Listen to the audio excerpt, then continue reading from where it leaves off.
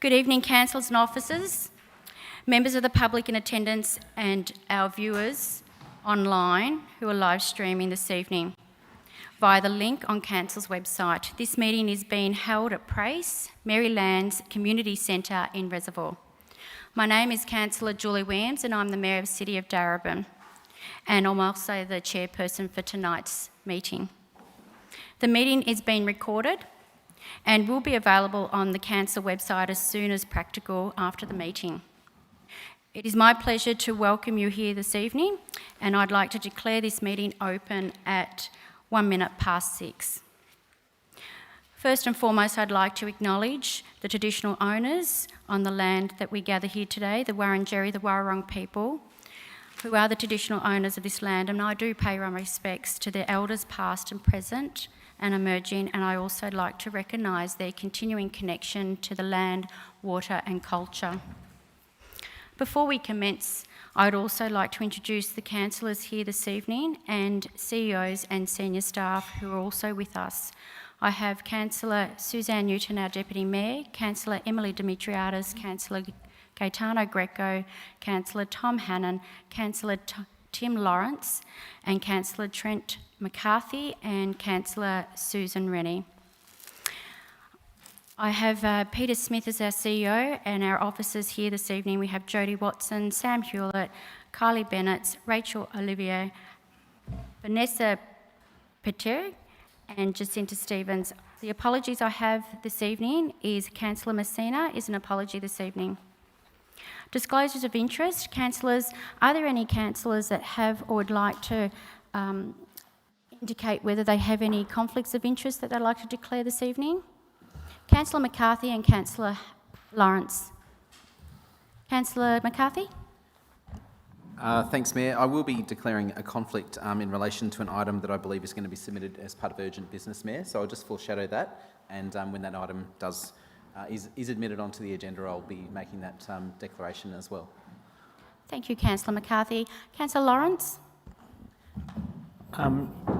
Yes, Mayor Williams, through you, I do have a general conflict of interest in relation to matter 9.6 on the item agenda tonight, by way of a family member living within 250 metres of Northcote Golf Course who has an interest in relation to residential amenity. Thank you. And I have Peter Smith, our CEO. Thank you, Mayor. Through you, I just want to declare a interest and potentially a conflict of interest in relation to 9.15, CEO Employment Matters Committee Charter and Employment and Remuneration Policy. I declare a conflict in relation to that. And also into the confidential item tonight, CEO Performance Agreement. So I'll absent myself for those two items. Sorry, Vanessa. Mayor Williams, on item 9.4, Parking Management Operating Procedures, the report states that I have a conflict of interest. I've since sought further governance information and I have an interest and I'm of a common class. If there are no further conflicts of interest or interest in any of the agenda items this evening, I will continue on to the next agenda item. Item number 5, which is confirmation of minutes of the previous minutes. So councillors, could I please have a mover for the adoption of the minutes of the council meeting that was held on the 27th of February last month? Do I have a mover, councillor? I have Councillor Lawrence and then I had Councillor Greco as seconder. I'd like to put that to vote. All those in favour? That is being carried unanimously. Thank you.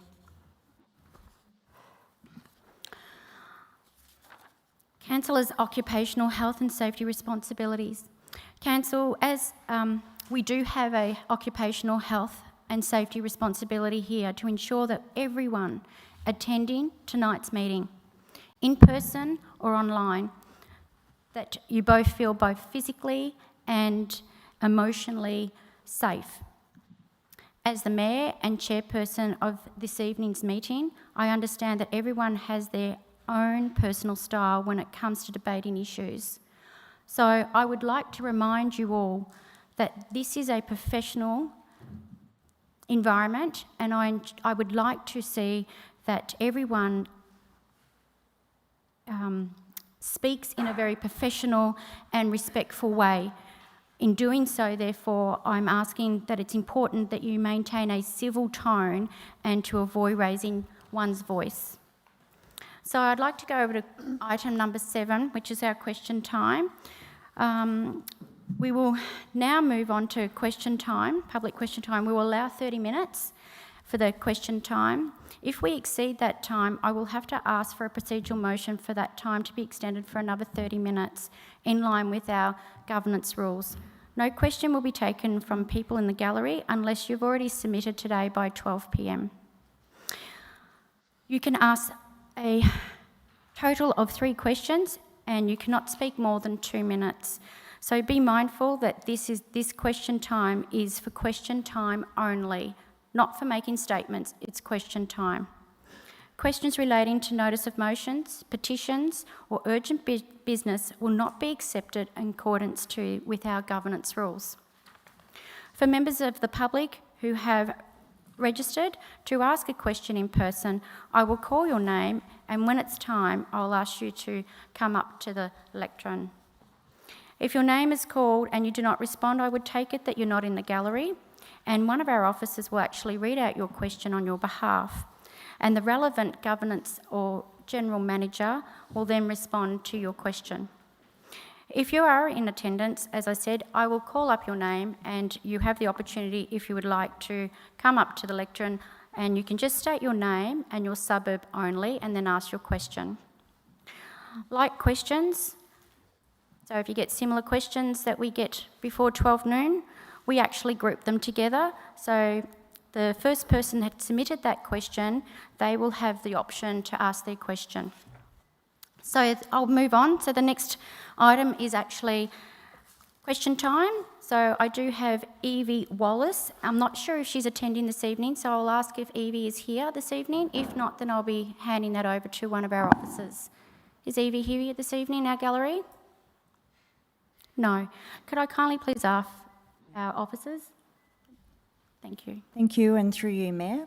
So Evie's question is, some councils require small businesses to obtain business permits to trade in public places, such as a footpath trading permit or a roadside trading permit. Will street-based sex workers be required to obtain any permits following the planning scheme changes to support the decriminalisation of sex work? Thank you for your question, Evie. The state government has introduced a suite of legislative changes to decriminalise sex work in Victoria. This includes changes to planning legislation, and under this change, street-based sex workers do not need to obtain planning permits, and there's no other permits that will be required from council for street-based sex work. Thank you. The next person I have on this evening's running sheet is Mary Dwarf. Is Mary available in the gallery this evening? Mary's not. I'll hand that question over to our officers. Thank you very much. Thank you, and through you, Mayor. The 3 questions for Mary are the health and safety risk assessment for 5G, the environmental impact analysis for 5G, the insurance indemnity policy for equipment for 5G, of the operation of that equipment and of the council. Thank you for the further questions, Mary. As previously explained, the decision to allow 5G technology is within the Commonwealth's jurisdiction. Council does not have decision-making jurisdiction to oppose 5G technology or to remove towers lawfully erected under Commonwealth and state laws. Council is not familiar with the specific documents that you refer to. Council is aware of the publicly available information published by the relevant Commonwealth authorities, the Australian Communications and Media Authority, and the Australian Radiation Protection and Nuclear Safety Agency. If you still have concerns, I would encourage you to contact the Federal Communications Ombudsman. Thank you. For our next person, I have Vasilis. Is Vasilis in the gallery this evening? Thank you. I'll hand that over to our officers. Thank you. Thank you, through you, Mayor. Vasilia's questions were received by council, and we acknowledge that 3 questions were submitted. However, they've been rejected in accordance with Council Governance Rules 15.3. Jodie Watson, the General Manager, Governance Engagement, will provide a general comment. Thank you for your questions, Vasilios, and I'm sorry that we weren't able to answer them this evening.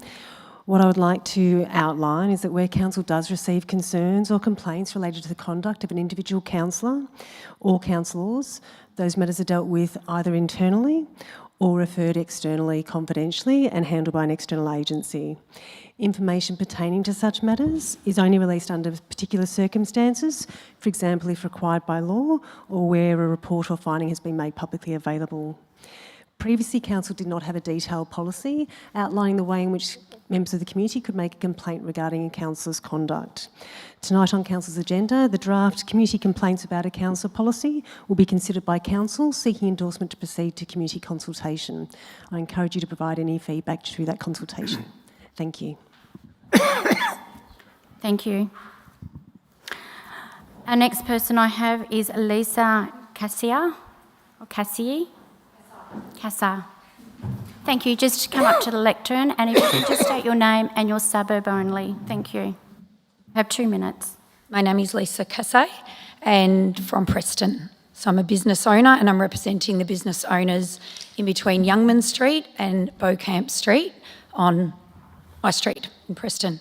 So we are asking questions about the new parking permit signs that have been erected in Youngman Street, Wilcox Street, Pender Street and Beaucamp Street. I hope I'm saying that right. Firstly, we'd like to know what's the reasoning behind the permits. So most of those streets are now permit only, no 2-hour or 4-hour. Why were the small businesses in the area not considered? And also, will you be allowing businesses to apply for parking permits in regards to your parking permit policy, which is 9.3, that you're going to discuss tonight? Thank you. Thank you for your question, Lisa.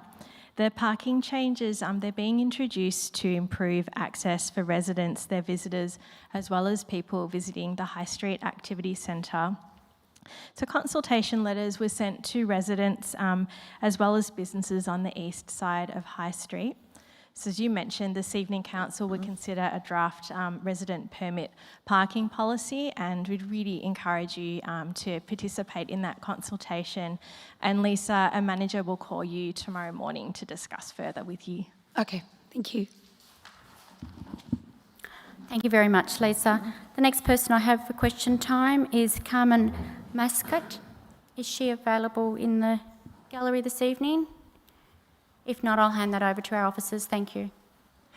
Thank you, Mayor. Carmen's 3 questions are, first one, I understand a number of people have lodged statutory declarations with the Victorian Local Governance Association giving notice of withdrawal of consent to be placed under surveillance by any device operated by any government bodies, including councils, including but not limited to facial recognition, number plate reading devices, audio recording devices and GPS. How does Council propose to accommodate these requests? The second question is Council going to comply with the request of such people that all images and surveillance details relating to them be destroyed, and what proof will you provide of this? I understand sworn affidavits testifying to the destruction have been requested. Carmen's third question is Council aware that withdrawal of consent means that any further surveillance is a breach of the Surveillance Devices Act 1999, which can be penalised by fines or imprisonment? Thanks for your questions, Carmen. We'll take your questions on notice to allow appropriate time for investigation. Officers will respond directly to you once our investigations are complete. Okay, just I need to actually stall for a moment. We have some obviously interruptions regarding live streaming at the moment. It's having a little technical glitch. So bear with us for one moment. Just wanted to ensure that we do have connection. Okay, we've lost internet for a few moments, so we're just going to reboot and see how that works. Thank you.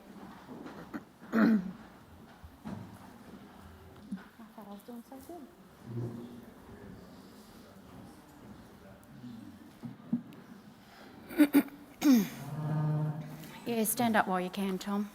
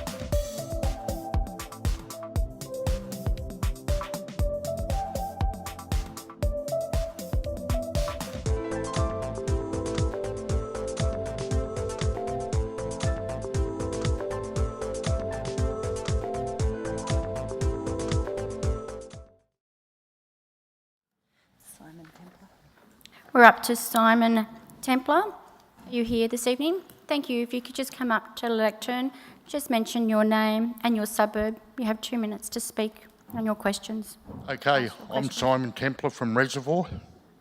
My first question is, why is Council enforcing the eviction of a disabled pensioner from a commercial one zone property that has been rented as private housing since 2011? Question 2, why is Council enforcing the eviction of a resident from a commercial zone 1 property that has been rented residentially since 2011? And question 3, is there any way that a property in the municipality can be rezoned residential to prevent the eviction of a disabled pensioner? Thank you. I'll hand that over to our officers. Thank you. Thanks for your question, Simon. We can't share specific information about this case due to it being an ongoing investigation and because of Council's obligations under the Privacy and Data Protection Act. Regarding your questions 1 and 2, as the responsible authority under the Planning and Environment Act, Council has an important duty to efficiently administer and enforce the planning scheme. So Council will certainly always educate our community on planning controls and why it's important to comply with them, and we will, as a last resort, enforce compliance. Regarding your question 3, Commercial 1 zoning is the standard zoning for strip shopping centres, such as this one, and a planning permit is usually required, and we don't have any record of a permit application for this process. Thank you, Simon. Appreciate it.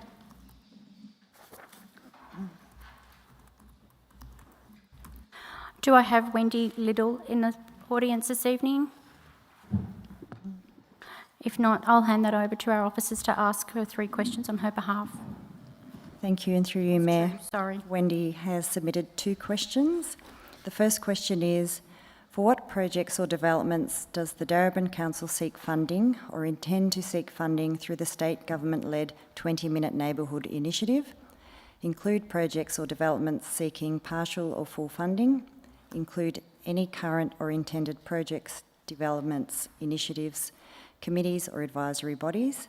Include possible funding for any current or new projects, development initiatives, committees or advisory bodies.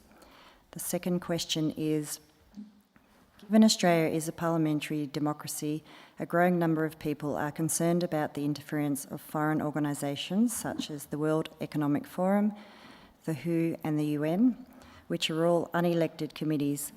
In light of these concerns, can the Council please confirm if the Urban Design Framework and the Streets for People project encompass any of the 17 Sustainable Development Goals as outlined in Plan Melbourne, which were developed by the United Nations in 2015?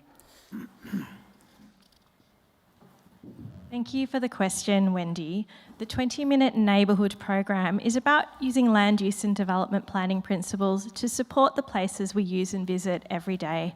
It aims to give people the freedom and the choice to do more things locally.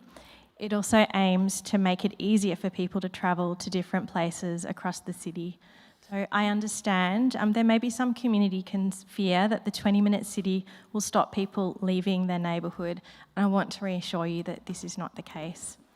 So Darebin Council is one of several municipalities that has received funding through the Victorian Government's 20-minute neighbourhood municipal strategic planning project. We've received $70,000 to help examine the features and facilities of Darebin's neighbourhood activity centres. Regarding your question too, yes, Australia is a signatory to the United Nations 2030 Agenda for Sustainable Development. The Metropolitan Strategy Plan Melbourne forms part of all planning schemes, including Darebin's, and consequently it informs many strategies and plans. Thank you very much. Next person I have is Richard too, which I believe is not attending this evening, but I'll just ask, is Richard in the gallery? If not, I'll hand that over to our officers. Thank you. Thank you, Mayor. Through you, Richard has submitted 2 questions for this evening. The first one is, what is the council's specific rules concerning dogs being leashed in public areas outside of dog parks? His second question is, will the council consider sending out leaflets, flyers to enforce this? Unfortunately, residents in and around our area appear very entitled, and when approached demand they have to see paperwork from the council to acknowledge it is not appropriate for dogs to be off-leash. Thank you for your question, Richard. Responsible ownership of dogs in public areas falls within the Domestic Animals Act 1994, where it states that a dog owner must have a dog on a lead or be in control when a dog is outside of a dog park. So responsible pet ownership information is available on Council's website, and there are multiple social media posts advocating for the safety of both pets and people. This includes educating pet owners during regular park patrols by Council's local law officers. And each year, Council also sends animal registration renewals out to dog owners, and that includes information as well about responsible pet ownership. Thank you to our officers. Next person I have on our list of speakers is Voula Papathopoulos. Is Voula available? If not, I'll hand over to our officers to ask Voula's questions. Thank you. Thank you. Through you, Mayor. We would like to ask for some help with the ongoing problems regarding parking opposite my very frail and elderly parents' home at Dennis Street, Northcote. The parking section on the side of the park seems to now become a storage facility for caravans, boats, buses, trailers and unregistered vehicles, many of which have been parked there for over 2 years. Can we please rectify and solve this problem by putting time parking restrictions with a 2 or 3 hour time limit? Thank you, Voula, for your question, and I understand that the manager of the Sustainable Transport Unit called you this morning to describe the process for requesting a parking change. Please don't hesitate to reach out for the transport team if you have any further questions or need further support. I'm also aware of the parking on Dennis Street. Our local laws team have attended the street to check if any of the vehicles are unregistered, so we could have them moved, and they found that no unregistered vehicles or trailers were on the street. This evening on the council agenda, parking management will also be discussed as an item. Thank you to our officers. Next person I have on the agenda is Peter Thompson. I believe Peter is not in attendance this evening. I'll hand that over to our officers. Thank you. Thank you, and through you, Mayor. Peter has submitted a statement rather than a question. If you accept the statement to be read out, I can ask that Kylie Bennett, the General Manager of Community, respond. Is there any reason why that we've accepted this as part of our question time? Through you, Mayor, I think the question is, what is Council's response to the situation in Ukraine? Even though it sits behind a statement, perhaps we can get Ms Bennett to answer that. Thank you. Thank you for the statement and question, and through you, Mayor. In 2022, the Mayor made a public statement expressing deep concern about the conflict in Ukraine and extending Council's support and standing in solidarity with members of the Darebin Ukraine community. Council also reiterated its sustained and unwavering commitment to human rights and peace, be it locally and globally. As a member of the Welcoming Cities Network and as a refugee welcome zone, Council continues to stand ready to welcome Ukraine refugees and work with our partners and local communities to provide support and assist with resettlement. Thank you very much. The next person I have on our agenda this evening is Geraldine Wood, which I believe she's not in attendance this evening in our gallery. So I'll hand that over to our officers. Thank you. Thank you. Through you, Mayor. Geraldine has asked, the federal government last week announced excuse me, what the actual question will be for the upcoming referendum in November, a proposed law to alter the Constitution to recognise the First Peoples of Australia by establishing an Aboriginal and Torres Strait Islander voice. Do you approve of this alteration? I would like to ask the Darebin Council, who represents ratepayers, residents and business owners of Darebin, does the Council support the proposed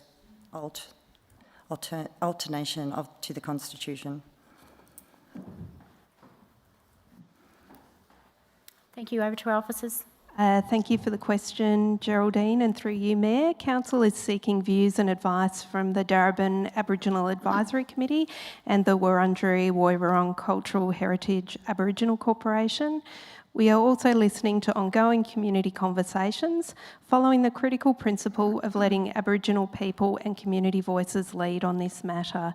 In due time, having followed cultural protocols, Council may take a more definitive position. Thank you.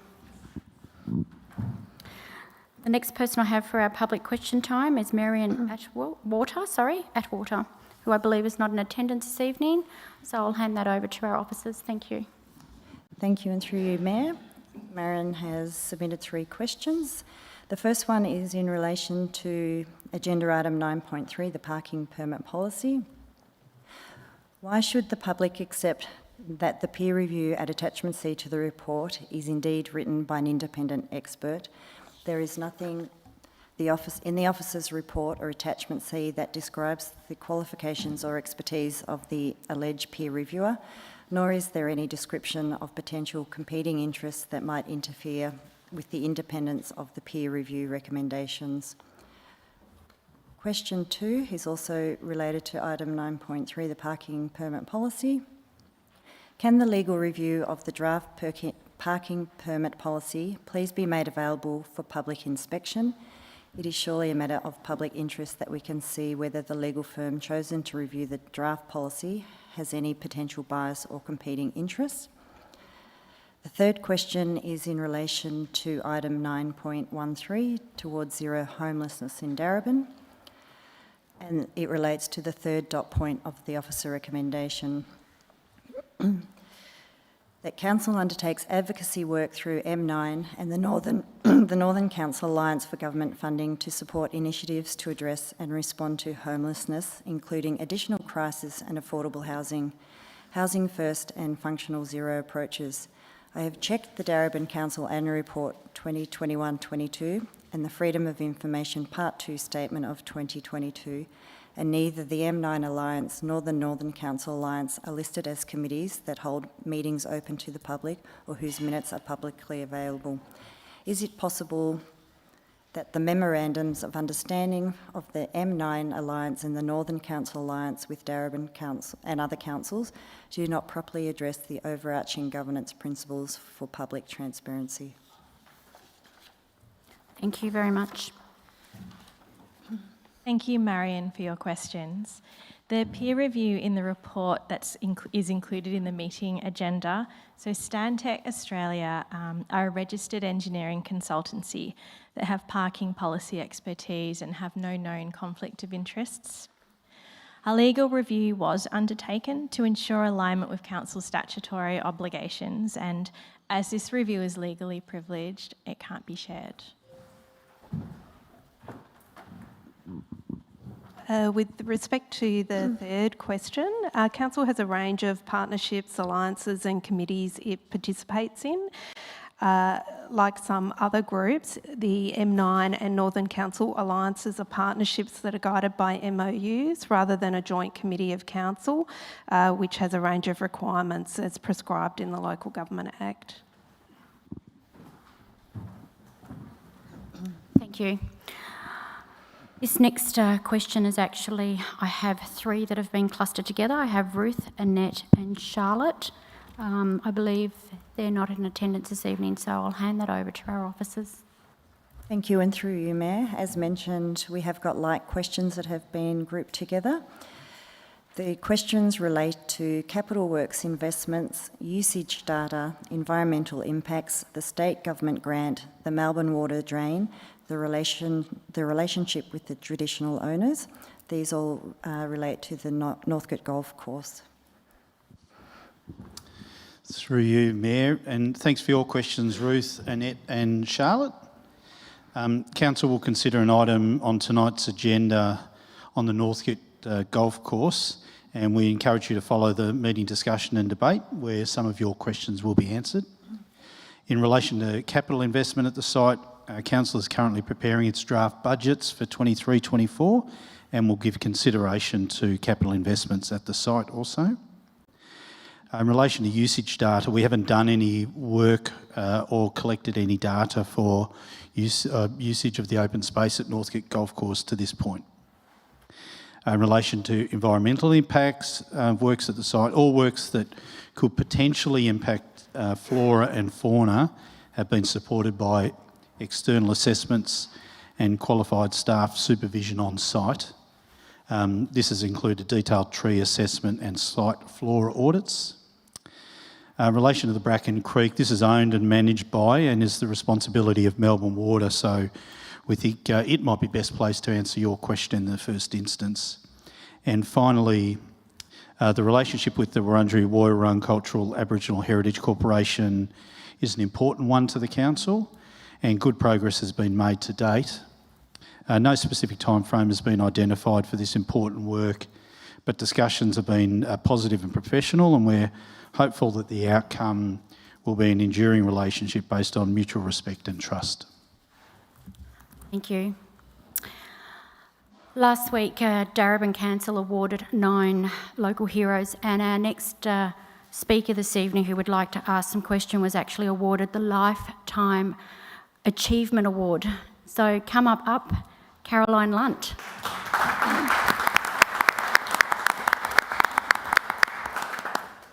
Kindly just state your name and suburb. Yes, Carolyn Lunt from Northcote. Good evening, Mayor, CEO, councillors, council officers and everyone.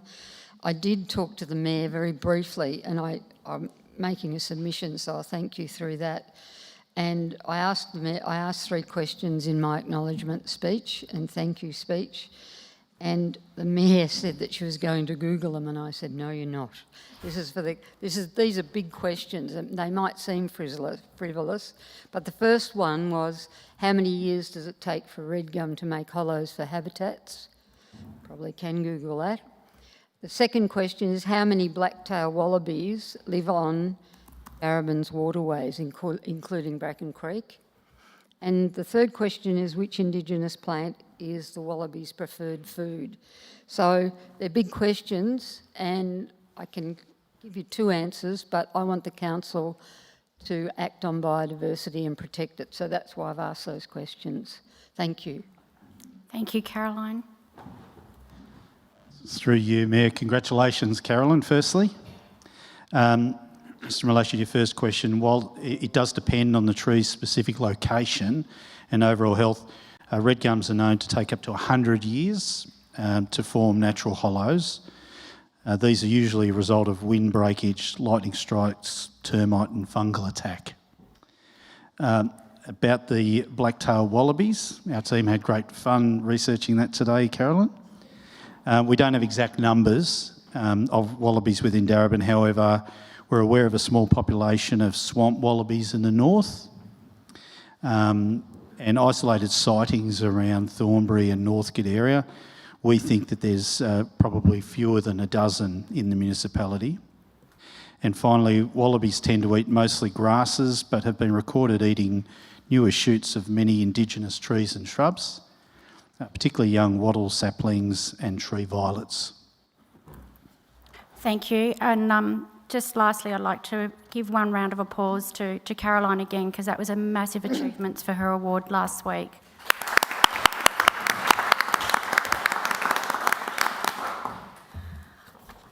And that is the end of tonight's question time. I'll go over to submissions. We have 3 people making submissions this evening in relation to items that are on the agenda. So I will actually call those people when it comes relevant to the time.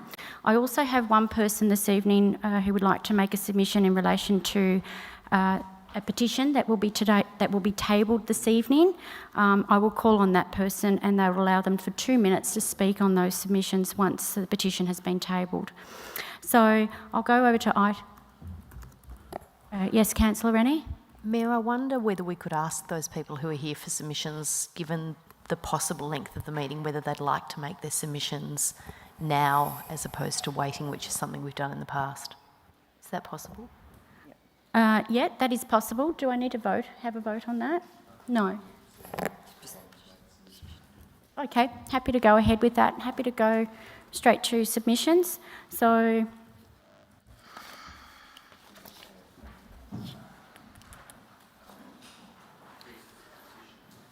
yeah, I have to ask for the petition. Yeah. So what I'll do, I'll ask for the petition to be tabled first. So I believe that Councillor Dimitriadis has a petition that she would like to table this evening. And I'd just like to ask, while you get ready, that you've actually circled that to all councillors. Yes, thank you, Mayor. Thank you, Councillor Dimitriadis. I seek to table a petition improving traffic safety in the street surrounding Thornbury High School, for noting and refer it to the CEO for consideration and response concerning. I tabled the petition signed by approximately 114 people, and that complies with the Council's governance rules. The petition summary and background is as follows. This area is currently unsafe due to dangerous driving and a lack of safe places for people to cross roads. We think the current level of physical impediments and signage to slow traffic and prioritise pedestrians is badly lacking. This petition started through local residents of Collins and Jones Street coming together with the school community after consistently hearing and seeing cars driving the wrong way and often speeding dangerously down the one-way street of Jones Street. We all fear there is an accident waiting to happen as local residents, including young children and high school kids, cross these roads frequently. The principal of Thornbury High School let us know he has been trying to improve traffic safety in the area for years, with limited success. Further, as Jones Street has a rise near the one-way entry, we fear when we are driving our bikes or cars the correct way down the street, that it is only a matter of time before we are hit coming over the rise by a driver blindly speeding the wrong way. The actions petition for. We are concerned citizens who urge our leaders to act now to increase signage and install a mix of physical impediments to slow traffic, avoid cars entering one-way streets the wrong way, and install zebra crossings to support the safe crossing of streets. Thank you, Councillor Dimitriadis. That petition will just be handed to our CEO on that item. I believe that we have one petition this evening from Abid Badrinarana. Badrinarana? Is that how you say it? Badrinarana. Do you have a petition that you would like to... A submission, sorry. So you can come forward and...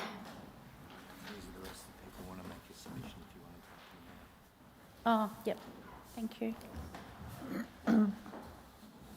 Kindly just state your name and your suburb and... My name is Abhinav Badrinarayanan.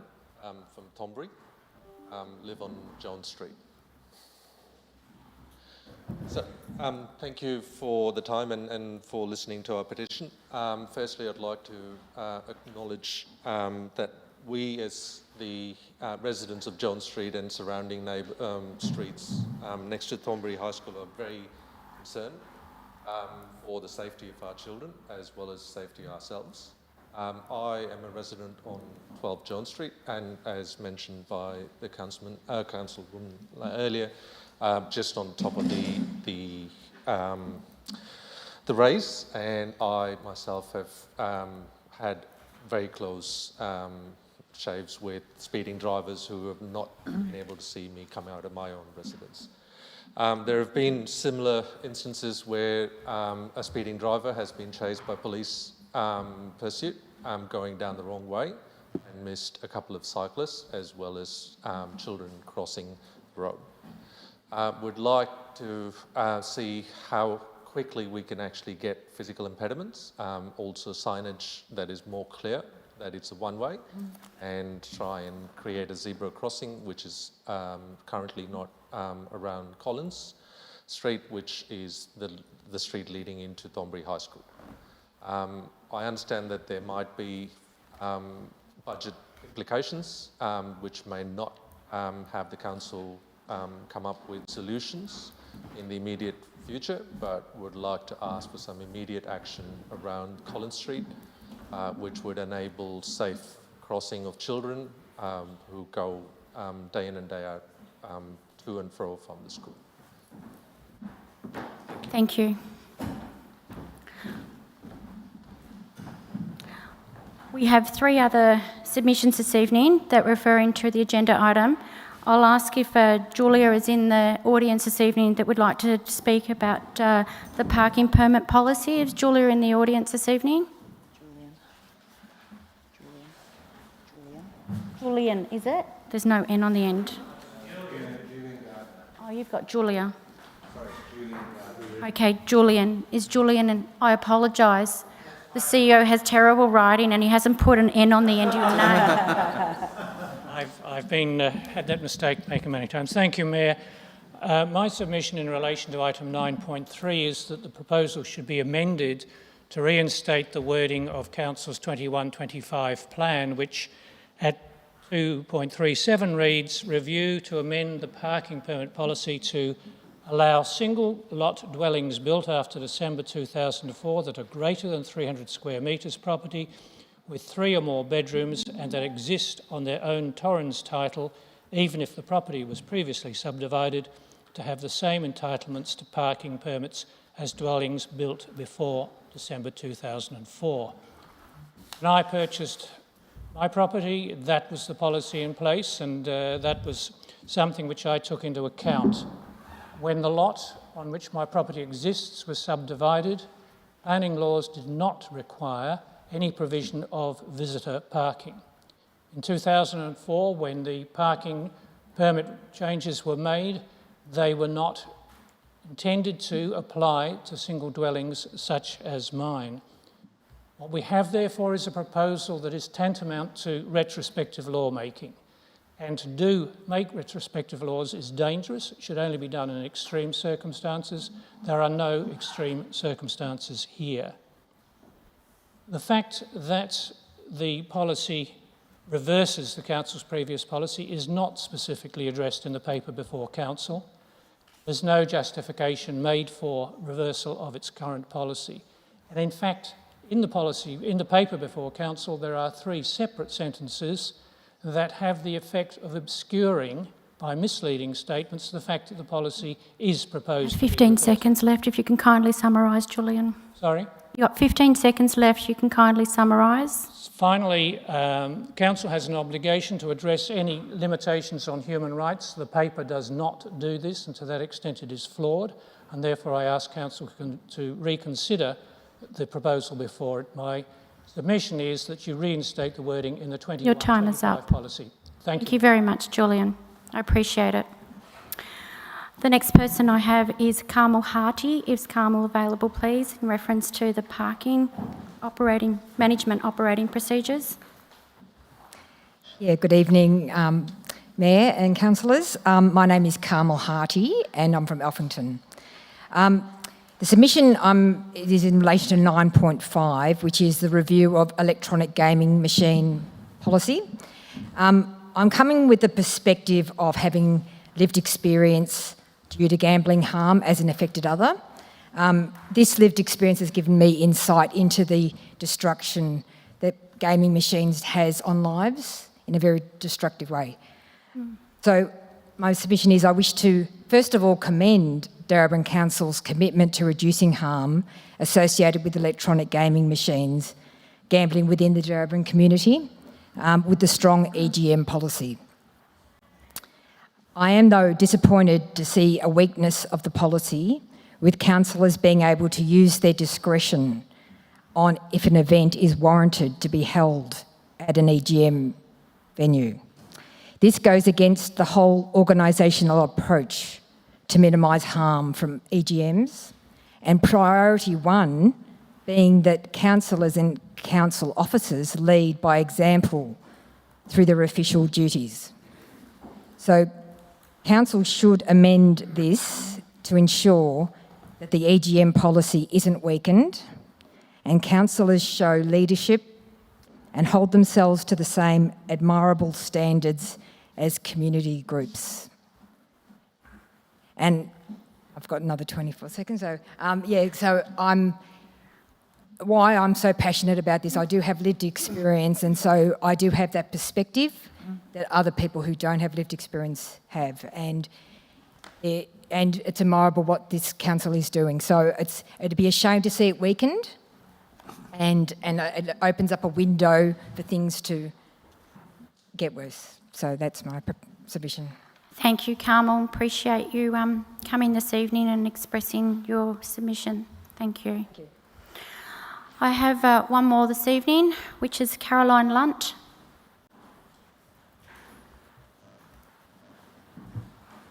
Thank you, Caroline. Thank you, Mayor. I'm looking at agenda item 9.6. I'm making a submission on behalf of biodiversity, of course, that call this space home. This submission also relates to my 3 questions that I've raised in my acknowledgement after receiving the Lifetime Achievement Award last Thursday. So there was a purpose. In your breathing space strategy, this council states green space is deeply respected, understood and protected by everyone in the city, and locals act as the custodians of the natural world for current and future generations. I have to disagree. I've been coming to council meetings now for decades, listening to residents pleading with council for this council to take care of its quiet life. I also ask you to do this tonight.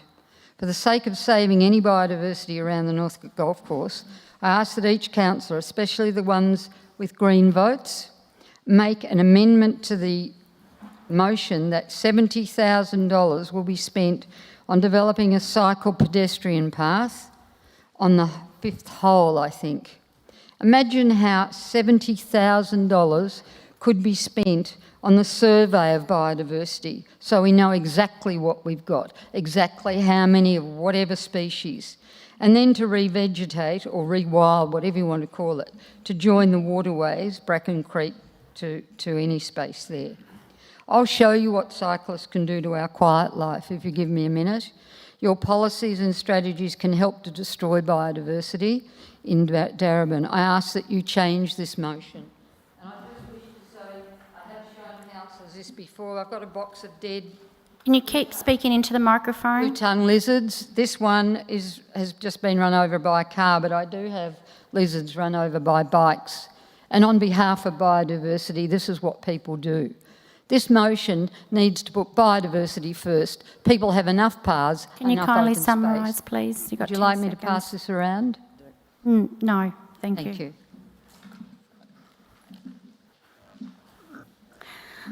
That is all for this evening for submissions. I appreciate those who have come this evening to express that.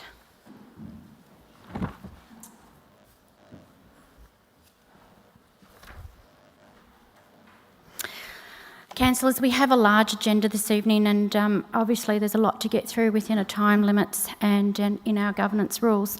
I'll be permitted questions for our officers prior to commencement of the debate, for each item. But if I think there's been sufficient time for questioning, I will, under governance rules, I will exercise my rights and ask for the debate to finish and then commence the debate. Sorry, I meant for the debate, for question time to finish and continue and start the debate. In relation to amendments, if no councillor indicates the opposition or a desire to speak to the amendment, I will be putting the amendment to vote immediately under the governance rule 4.7(6) of number 14. So can we please note first that 9.2 has been withdrawn this evening, and I believe that councillors, can we also have a procedural motion to change the order of business this evening for 9.1, 9.8 and 9.9, and then the remainder of the agenda stays the same, and mover and seconder to be put to vote. I have a mover, Councillor Rennie. Do I have a seconder? Councillor Lawrence. All those in favour? That's been carried unanimously. Thank you. Mayor, I also have a procedural motion. Sure, Councillor Demetriadis. Thank you. I wanted to move a procedural motion that item 9.6 be deferred. 9.6. Yep. The Northcote Golf Course. That's correct. Do I have a seconder for that procedural? Councillor Greco. Okay, I'll put that to vote. All those in favour? I have Councillor Demetriadis, Councillor Lawrence, Councillor Greco and Councillor Williams. All those against? Councillor Hannan, Councillor Rennie, Councillor Newton and Councillor McCarthy. Excuse me, Mayor. Can I seek some advice on this question? Sure, I'll hand that over to our governance. Thank you. Councillor Lawrence has declared a conflict on item 9.6. Would that affect his eligibility to vote on a procedural item involving 9.6? Mayor, conflict of interest is... Councillor Demetriadis. I was asking the chair. It's okay. Excuse me. Excuse me. It's not a question excuse me. can raise. Councillor Demetriadis, thank you very much. I'll have our governance actually answer that question. Thank you, Councillor Hannan. Yep, sure. So the CEO and our officers will be asking best way forward.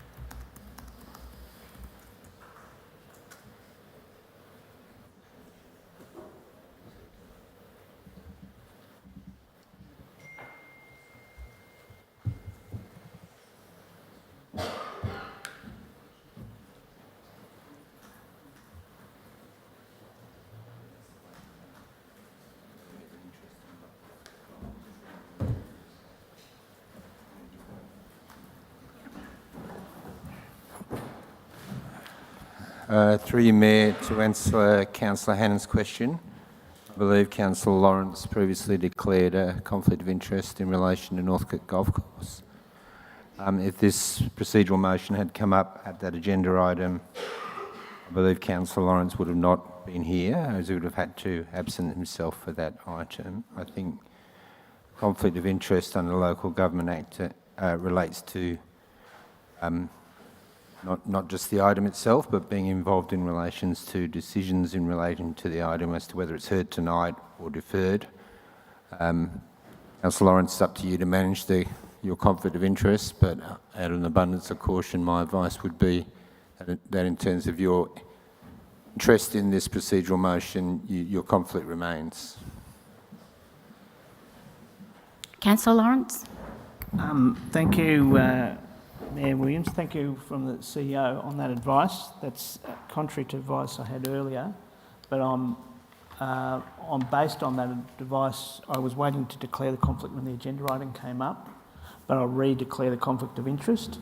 And I will say, people do ask me why I declare my relatives' residential amenity when others don't declare their own, but I'll leave that for other councillors to consider. My son lives within 250 metres of Northcote Golf Course and has an interest in relation to residential amenity. Residential amenity, in terms of he will be one of the people enjoying this open space no matter what happens. So that's the nature of the conflict of interest. I believe it can give rise to a perception of conflict of interest with a direct residential amenity involved, no property involved. Okay, so I'll be vacating the chamber for the procedural motion. Thank you, Councillor Lawrence. Yep. So I'm going to have to re-put that vote once Councillor Lawrence is evacuated from the chamber.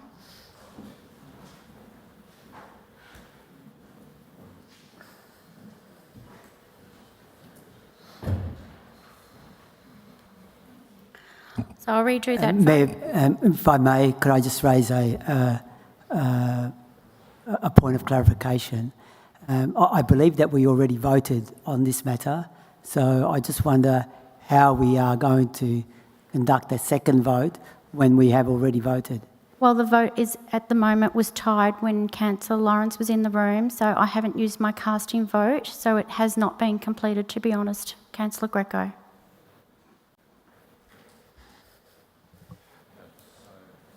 Through you, Mayor, the Mayor's correct. The vote wasn't declared, and the Mayor can ask for a recasting of the vote. Which, if I'm not sure, can I just check who seconded the procedural motion? Councillor Greco. That's right. So that's fine. Councillor Greco's still here. So I think you can put that, Mayor. So I have to go back to the vote again. So all those in favour of the procedural motion to be moved? Councillor Dimitriadis, Councillor Williams and Councillor Greco. All those against? Councillor Hannan, Councillor Rennie, Councillor Newton and Councillor McCarthy. That has been lost. Councillor Dimitriadis. Can we ask Councillor Lawrence to rejoin us, please? Yep. Governance.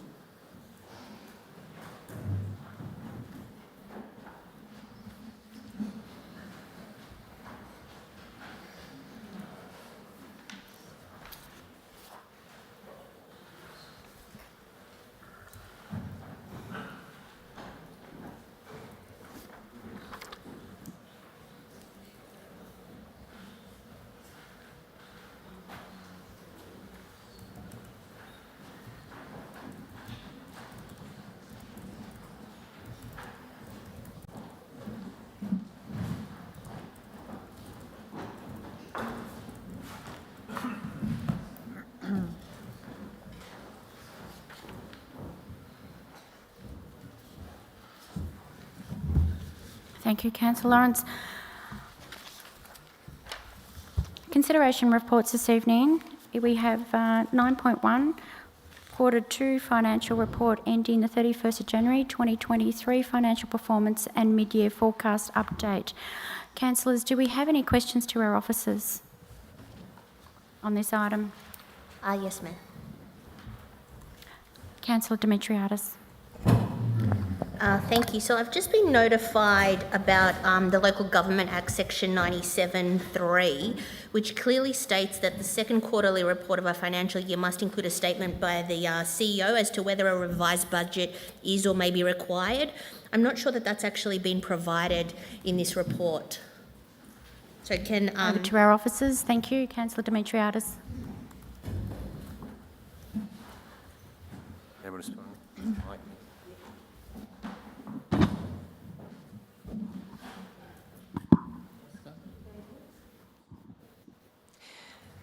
Thank you for the question, Councillor Demetriadis. Just to confirm the report in front of you tonight is reflecting on the 7-month period, having been through the mid-year budget review, providing a revised budget for Council. Sorry, the question, the actual wording of the legislation said that the CEO must include a statement as to whether the revised budget is or may be required. So there's... Thank you, through you, Mayor. We'll take that one on notice and provide a comprehensive answer to you. But then it's a breach of the law if we pass this item. Through you, Mayor, I wish to check the legislation that's been quoted. And Sure, Section 97.3. If you'd like to adjourn, Mayor, I can have a look at that legislation, but otherwise I'd like to take the question on notice, please. Thank you. Are there any further questions, councillors? Thank you. We can enter into the debate. Do I have a mover in reference to this item, councillors? Councillor Hannan, do I have a seconder? Councillor McCarthy. Thank you, Councillor Hannan.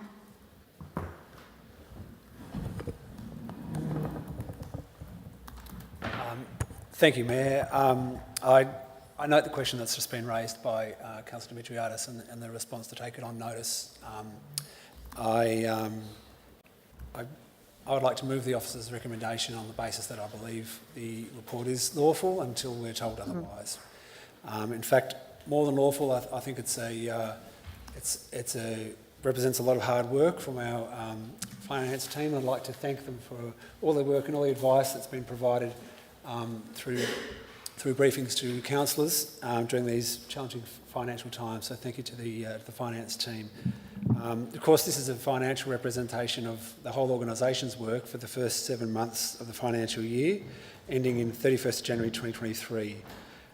So just a few highlights in summary and a couple of lowlights. So Council achieved an operating surplus of $61.7 million during this time, which is one... Councillor Hannan, can I ask you to just stop for one moment? Sure. I don't have a timer on, and I just want to confirm that we still have live streaming.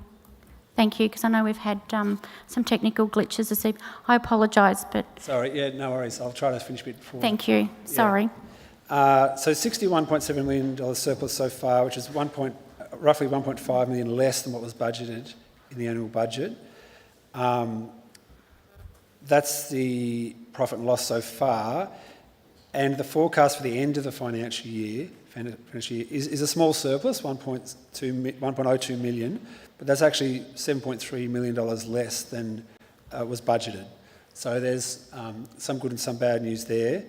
Just a few of the main drivers for this variance. On the revenue side, the money coming in, partly a timing issue of $3.5 million in financial assistance grants. 75% of that was received in the previous financial year. That may or may not happen again this financial year, so that does knock out the timings. On the improvement side, a $1.3 million unbudgeted capital grant funding received. So again, Council's done well to receive that grant. On the money going outside, the expenditure side, some of the main unfavourable items were an additional $1.6 million in depreciation of a building revaluation, although that's a non-cash depreciation. That's an accounting requirement. Increased costs of about $480,000 of IT licences, and we know that's a growing area of risk and expense for the council. And $340,000 additional expense relating to the Preston Market Standing Advisory Committee, which is a substantial amount and shows the level of council's commitment in that area. On the capital side, the expenditure is $3.5 million less than budget, which is mainly due to the reduction in not going ahead with the Bill Laurie Oval Pavilion as planned. A note on the cash side of things. So there is a forecast cash closing balance of $35 million,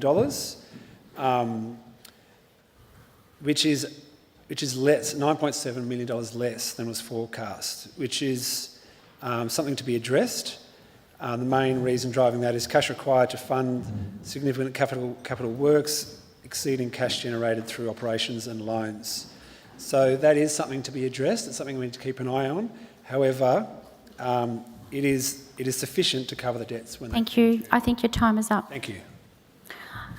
Councillor McCarthy, you being the seconder, would you like to speak on the item? I'll reserve my right for the moment, Mayor. Okay, we've just lost live stream. We can wait a moment, councillors.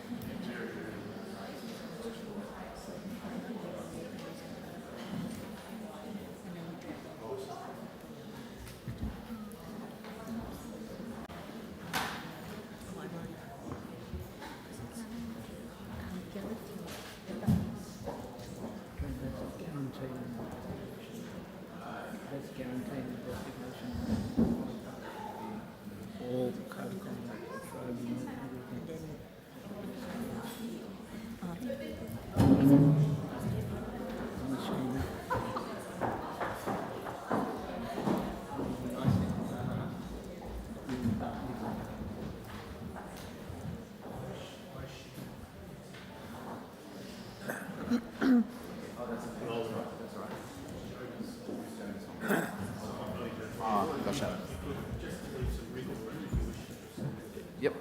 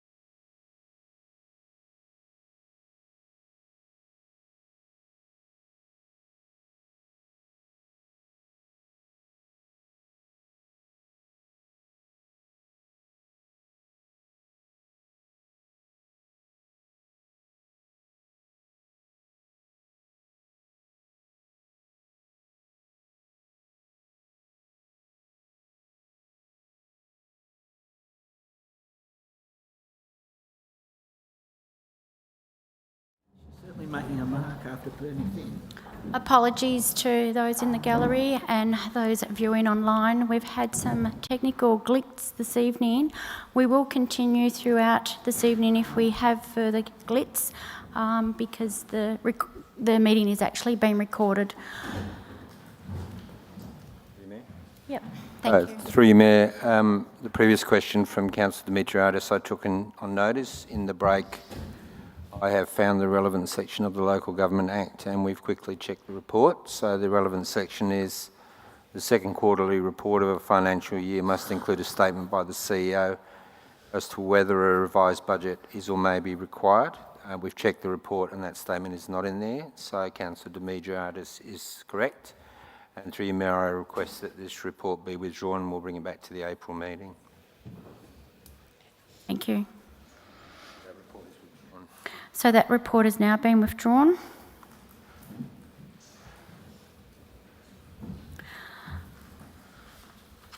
So we'll go over to our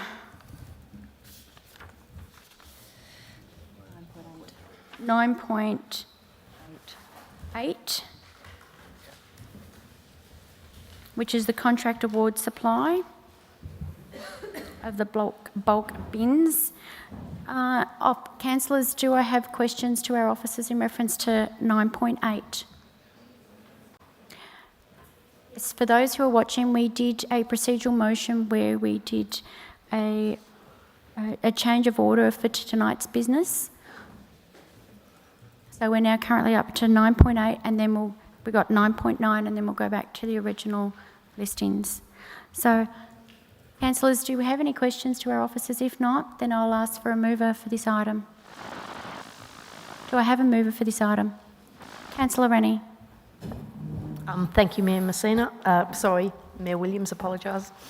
I move the officer recommendation and insert the words awards contract CT 202283 for the supply and haulage of bulk bins to Citywide Service Solutions Pty Ltd for the Okay, total do I have a upper seconder? contract. Okay, Councillor Newton, thank you. Over to you, Councillor Rennie. Thank you. This is a contract award for something we probably don't often think much about, because when we think about waste, we're thinking about our residential bins that are picked up from the street.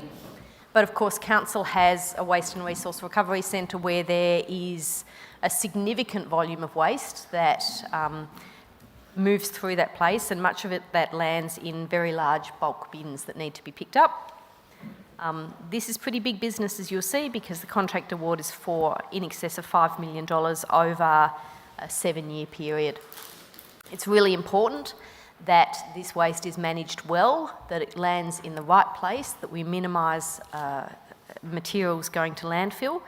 And I'd like to thank all of the staff who have been involved in assessing the tenders that were received and making sure that probity was carried through correctly, and that we have very best value for money for Council's resources in ensuring that we get a terrific service and good value for money. So I thank all of the staff who are involved in that, because I know that it's actually quite a complex process assessing these tenders. Thank you, Councillor Rennie. Councillor Newton, as a seconder, would you like to speak on the item? No, nothing further. Are there any objections to this item? Who would like to speak? Okay, I'll put that item to vote. All those in favour? That is carried unanimously. Thank you. I'll go over to 9.9, which is stormwater drainage maintenance. Councillors, do I have any questions to our officers before we go to the debate? If not, then I will ask councillors who would like to move the item. Councillor Hannan. Do I have a seconder? Councillor Rennie. Over to you, Councillor Hannan. Thank you. Thank you, Mayor. I'd like to move the officer's motion, and if we put up with the relevant names. It's quite a long one, actually, because there's a number of categories. May be hard for people to read that, but I'll take those names as given. So maintenance of drainage assets is essential for Darebin, particularly in the context of climate change. In the last year, we've seen serious flooding around Melbourne. We know that severe weather incidents will become increasingly frequent and severe and extreme. well-functioning drainage keeps our streets and waterways clean to protect our amenity and biodiversity. And there are over 680 kilometres of stormwater drains in Darebin. The contracts here will appoint a panel of companies to maintain assets for 5 years, with options to extend it for a further 2 years. It's a substantial amount of capital investment and very important. I'd like to thank the staff for their work on a thorough evaluation and procurement process, including an endorsement of the probity of the process, as you can see in the papers. And I'd like to commend the successful tenderers. Thank you. Thank you very much, Councillor Hannan. As a seconder, would you like to speak on the item? Look, just ever so briefly to say, one of the things I love about these reports coming to council is that you learn new things. So who knew that we had closed-circuit television as part of our drainage system? And I think this is a really fascinating dimension of what we have to do to maintain really healthy drainage systems, is to have this kind of technology and to embrace the way this technology makes it easier for us to maintain systems and get the water flowing in the direction that it wants or should flow. And so for anyone who didn't know that closed-circuit television is part of a healthy drainage system, now you know, and I hope you're as fascinated by that as I am. I thank all the staff involved in the process. Thank you, Councillor Rennie. If there are no objections, I will put that item to vote. All those in favour? That is carried unanimously. Thank you, councillors.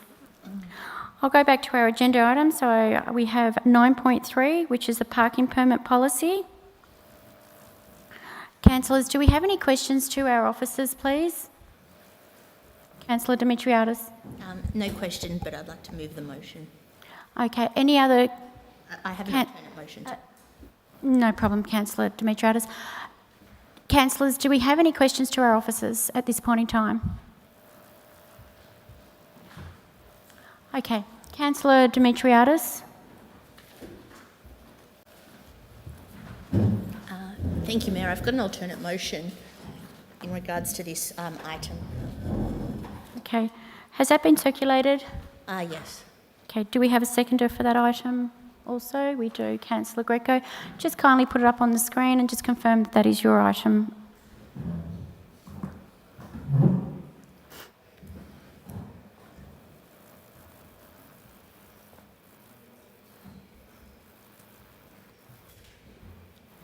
Yes, I believe that's correct.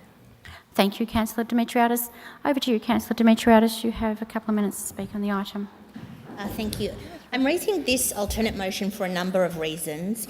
Firstly, the community consultation that occurred on the parking permit policy earlier this year showed that option 2, which was to expand access to permits to include people living in developments of up to 2 dwellings on a lot, and I quote, received the most community support and less opposition than all other options.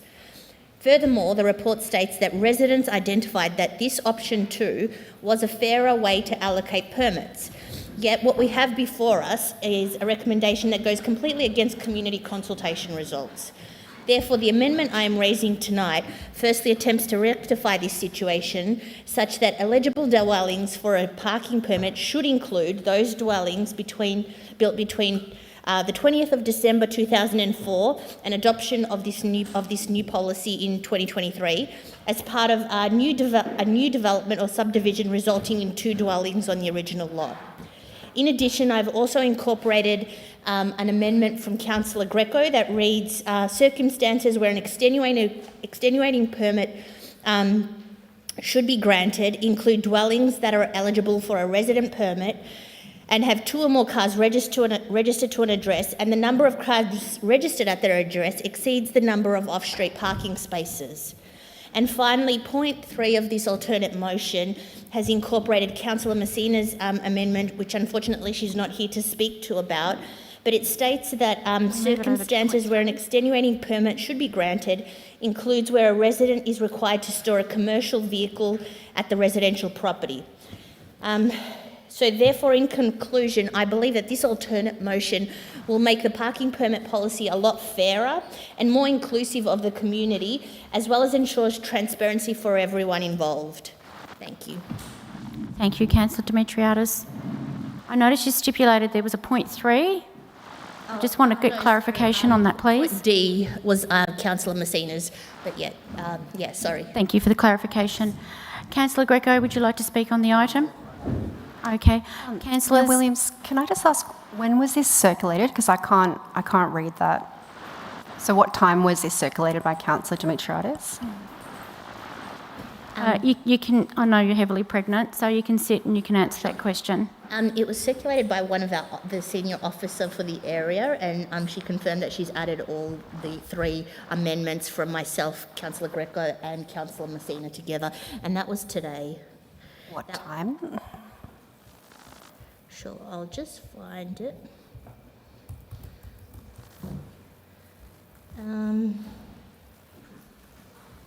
1:48. Sorry, what time was that? And you have to speak through me, please, sorry, Councillor. 1:48 p.m. 1:48 today. Yeah, is the email.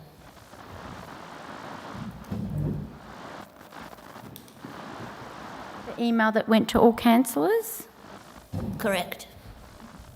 I can't see D in that email.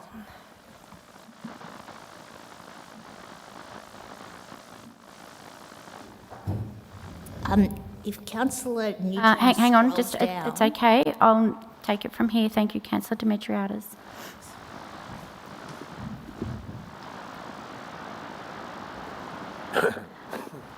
To our officers, just going to get clarification in reference to D and when that was added. Thank you. Through you, Mayor. These amendments were circulated to all councillors on Thursday, so one email outlining 1A, B and C and a separate email outlining D from Councillor Messina. So today we put them all into the one amendment. Through you, Mayor, when was the email with the consolidated amendment sent to all councillors, please, Vanessa?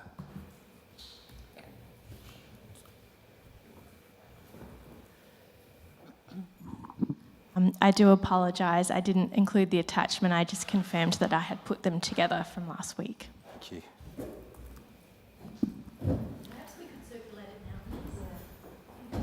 Can that kindly be circulated to all councillors now? Mayor, So I'd like councillors to make a point of excuse order. me, Councillor Lawrence, we'll just deal with this item first. Can we just have all councillors to have that circulated at this point in time so they've got it on their screen? To our officers? I haven't got it.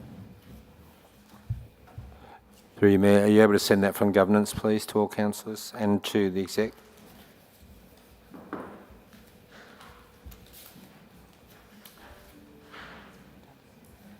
Thank you. I believe that's now been done. Councillor Lawrence, did you have a question also? For the sake of the meeting, I'll withdraw the point of order and direct it some other direction. Okay, thank you. Councillor Greco, you're seconder to this item. Would you like to speak on this item, but you reserved your rights? Was there any other speakers, either for or against? Councillor Rennie? Thank you, Mayor Williams. I'd actually like to move an amendment. The amendment is very simple. It would be to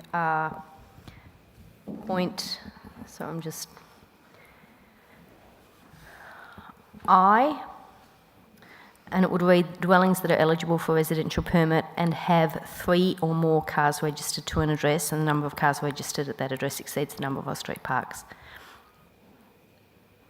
So it would be to replace 2 with 3. Do our officers have that amendment? And do you have a seconder for that item?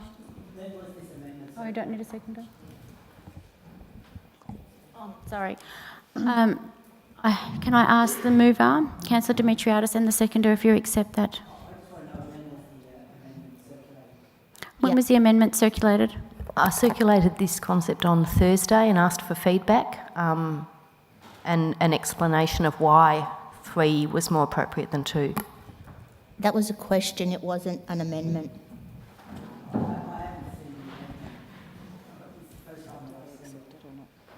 Okay, the question is, do you accept it or not at this point in time? Thank you. No, because it hasn't actually been circulated. I haven't seen the amendment either. Okay, Councillor Greco, do you accept the amendment? Okay, no problem. Do you have a seconder for that item, please, Councillor Rennie? Councillor Newton. Councillor Rennie. Thank you. I'm proposing this amendment because I actually don't believe 2 makes any sense. And I explained this in an email that I sent to all councillors on Thursday. The logic is as follows. If someone has off-street parking, they are currently eligible for 1 residential parking permit. They can therefore park 2 cars, 1 off-street and 1 on the street. So they are able to park 2, and therefore they won't need an extenuating permit because they can already park 2. If someone has no off-street parking, they're eligible already for 2 parking permits, so they can also park 2 vehicles. So there is no circumstance in which someone with 2 cars would be eligible for an extenuating permit, because anyone with 2 cars has the capacity to use 1 off-street car park and 1 on-street car park, or 2 on-street car parks. And that's why I'm suggesting that 3 or more is actually the point at which an extenuating permit might be triggered or might actually be useful, because someone who has 3 cars registered to their address may actually find themselves unable to park 1 of the cars. They would park 1 off-street, 1 on-street, and then may have difficulty with a 3rd car. However, if they have 2 off-street car parks, my understanding is they wouldn't be eligible for the extenuating permit because they would have 2 off-street and 1 on-street. I hope I've made that clear why I think 3 makes sense and 2 makes no sense, because there is no situation I can think of in which someone with 2 registered vehicles at their house cannot get a permit for their car as required.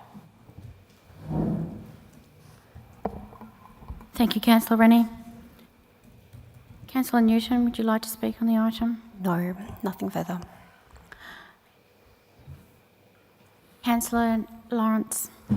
Thank you, Mayor Williams. Yes, look, I'd be speaking against this amendment simply because of the unprofessional manner it's been brought into the chamber, and I would encourage Councillor Rennie to submit it after the draft is advertised, and submit it in due course so that we consider it when we adopt the formal policy. But I can't make a decision on the run. Thank you, Councillor Lawrence. Any other councillors would like to speak on the amendment? If there are no further speakers, I will be putting the amendment to vote. All those in favour? Councillor Hannan, Councillor Rennie, Councillor Newton, Councillor McCarthy. All those against the amendment? Councillor Demetriadis, Councillor Lawrence, Councillor Greco and Councillor Williams. That is a draw. I'll use my casting vote and vote it down. Thank you. So that amendment has not been carried. I'll go back to the substantive motion, which the mover was Councillor Demetriadis and Councillor Greco. Do we have any further speakers on this item? Councillor Hannan. I'd like to move a simple amendment. Councillor Hannan, what is your amendment and has it been circulated? It's just to remove point D. I can circulate that now if needed, but I think it's self-explanatory. Okay, Councillor Demetriadis, do you accept Councillor Hannan's? No. Councillor Greco? No. Do you have a seconder for your amendment, Councillor Hannan? Councillor Newton. Councillor Hannan, over to you, please.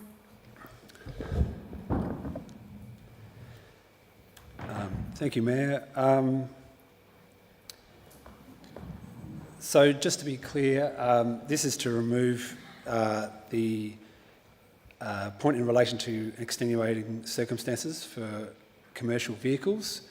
And while I support the intention to support local businesses, the proposal there has just been noted at point D would create a number of problems, perhaps unintended consequences in our community.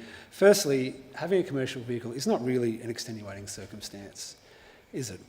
There's actually no specific definition of commercial vehicles that applies in this specific context of this area of law. So it would require additional resourcing. That's someone, staff members, systems in place on an ongoing basis to make decisions and probably to assess any disputes that come up into whether someone is required to have a commercial vehicle, whether that vehicle is a commercial vehicle. It's not a simple matter. Secondly, there's no saying that the owner of the commercial vehicle actually works in Darebin. So they could park their car in Darebin but work, anywhere in Melbourne probably. So basically, this if we go ahead with this proposal, it's providing an exemption and handing over the use of public land, which ratepayers all own, at a much discounted rate, for potentially little or no benefit to Darebin ratepayers. And finally, this exemption would undoubtedly increase parking pressures in already busy streets, already busy because the fact that permits are being introduced necessarily means it's a busy area. We're increasing the demand in already busy areas, which is going to lead to more parking pressures. And there's also equity issues. So we're creating a new class of people who get an additional permit because they have a particular type of occupation, whereas the person next door with a different occupation or perhaps not at work doesn't get an extra permit. So we're creating winners and losers unnecessarily. For these reasons, I believe that section and those proposed extenuating circumstances should be removed. Thank you. Thank you. As a seconder, would you like to speak on the item? No, nothing further. Any other councillors would like to speak on the item, or else I'll put it to vote for or against? I'm going to put the amendment up for vote. All those in favour? Councillor Hannan, Councillor Rennie, Councillor Newton, Councillor McCarthy, all against. Councillor Dimitriadis, Councillor Lawrence, Councillor Greco, Councillor Williams. We go back to the substantive motion. I'm going to put this item to oh, apologies. I'm going to have to use my casting vote. I also vote it down. The reason being is that this is a draft policy. I would like to see this go to community consultation and get their feedback, and that's the reason why I'm using my casting vote on this particular item. I would like to have now, I think we've had a couple of amendments now. Oh, sorry. I'd like we go back to the substantive motion, and if the item can be put to vote. I'd like to speak against the item. Sure. Councillor Newton. Thank you, Mayor Williams. Parking is a big challenge in our city. I don't think anyone... Can't hear you if you can sorry. kindly... Just bend it. I think you've got to switch it on. No. It's got a bad mic, perhaps. Can you kindly use Councillor Rennie's mic then, please? We'll bring you a mic, Councillor Newton. Apologies. We'll have to start the clock again for Councillor Newton. Thank you. Thank you, Mayor Williams. So I'm speaking against this alternative motion on the draft parking permit policy. So we've received community feedback on this. I think it's worth reminding councillors that we are in a climate emergency.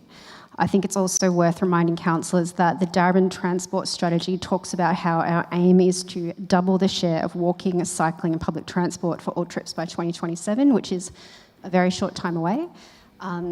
So this might seem innocuous, but what it actually does is really, really change the way that we frame parking in the city. So since 2004, we have said that it is a developer's responsibility to provide parking on site that is necessary for people's needs. So that has been the case for almost 20 years. So what this does, this alternative motion does, by recommending that if there's been a subdivision with 2 dwellings, this really changes the 2004 rule. It will give more permits to people, and it will mean that This is very difficult to roll back because if you go forward with this and there's more gridlock, there's more parking, people can't park on their own streets because too many permits have been given away, it's very hard to roll this back because we've taken the onus off developers to provide car parking on site and we're using more public land for this purpose. So I am fully against this particular alternative motion. I think what we were doing was working well, and I support the officer's recommendation, which is basically if after 2004 a house is knocked down, it's rebuilt, it's fine that they get the same amount of permits. That makes total sense. Of course, carers permits, I think we all support that, but I'm not willing to do something that will encourage car use, that will encourage gridlock, that will encourage traffic in our streets. It will make it harder for cyclists, harder for pedestrians, and I think we will see the impact of this for years to come, and I'm not willing to do this in a climate emergency. Are there any speakers on the alternative motion? Councillor Lawrence. Yes, Mayor Williams, thank you. Look, I'm delighted to support this amalgamated amendments that have been brought by councillors to give some real options to residents to look at their parking policy, in particular to see if family homes that are dual locks, that are on small blocks, that sometimes are bigger than a Northcote terrace, but still small blocks that have been excluded from the permit system, are brought back and given some consideration, and let's see what the residents say about that.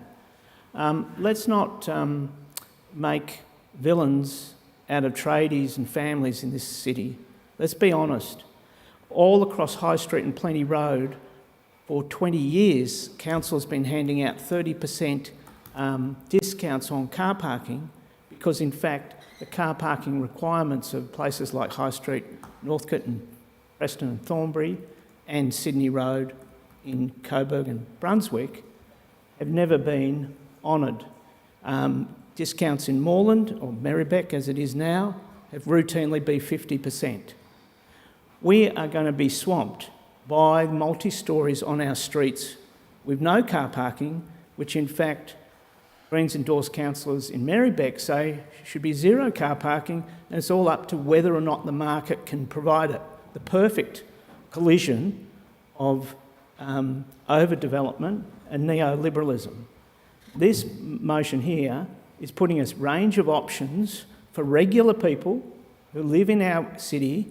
Actually, there's very few dual locks, and unfortunately, most things are either divided in 4, 6, or they get 6 stories put on them.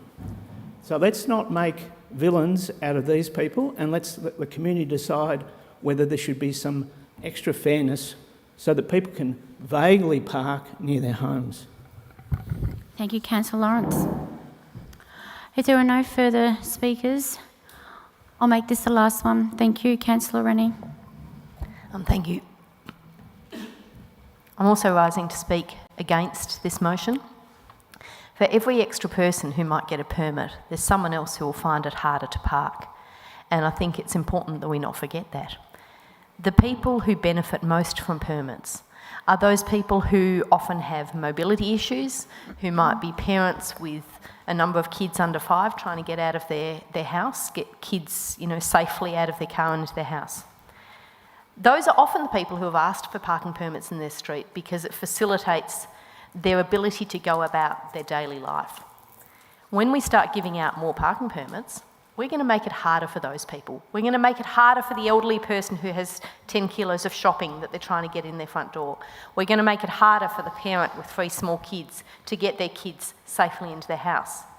Because the parking that they currently use is going to increasingly be used by the neighbour next door with their trade vehicle, or the share house down the road where there's multiple cars. And often, those are the people with capacity to walk a bit further. Sorry, Mayor. Councillor Demetriadis. Point of order, and that's... No, Councillor Demetriadis. What's your point of order? 10.1 G, it's clearly misleading. Currently, families are not entitled to receive parking permits that are sufficient, which is, and many other people, including, Councillor Demetriadis, you can talk to me, please? Yes. So the argument, the line that Councillor Rennie is stating is actually completely false and misleading. Currently, a lot of families and people who live in single... Councillor doesn't get to debate this. You have to... I have to say why it's misleading. And currently we don't have carers permits or anyone to help the elderly, so she's just making an argument. Councillor Demetriadis, I do not accept your point of order. I'll ask Councillor Rennie to please continue. Thank you. Thank you, Mayor Williams. As I was saying, for every person who comes out of tonight a winner because this council grants extra parking permits, someone loses. And as I was saying before, the people most likely to lose are the families with a child with a disability who rely on being able to park close to their house. They are the family with small kids who need to get 3, I don't know if anyone's done it, I had 3 kids under 3. I know what it's like to try and get them out of a car and into a house safely. You want to be able to park close to your property. Those are the people who are likely to find it harder when we give out permits to people who don't currently have eligibility. This motion tonight, if it passes, undoes 20 years of parking wisdom, ignores an officer recommendation, and flies in the face of the direction that every other council in Australia is going in. Your time's up. Thank you. I'm going to put that item to vote. No. I deferred my right to speak, and I think... I did mention that I was going to have Councillor Rennie as my last speaker this evening. Time is running away from us this evening. Mayor Rennie and Mayor Williams, and I politely deferred my right to speak to allow others to speak, and I thought I would get an opportunity to speak. I'm the seconder of the motion. I should be entitled to make... And I would like a right of a reply. Otherwise, I would have, put my hand up before Councillor Rennie. I just politely allow Councillor Rennie to be a speaker. I'll allow you to speak, Councillor Greco, and I'll give you the right of reply.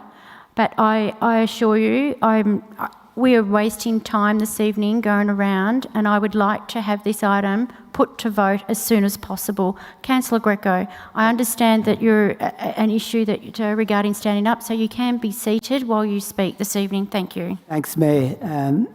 Mayor Williams, I've got a crook foot, so I have to speak from sitting down. Look, firstly, I'd like to say parking is a highly contentious issue in our city. We all know that.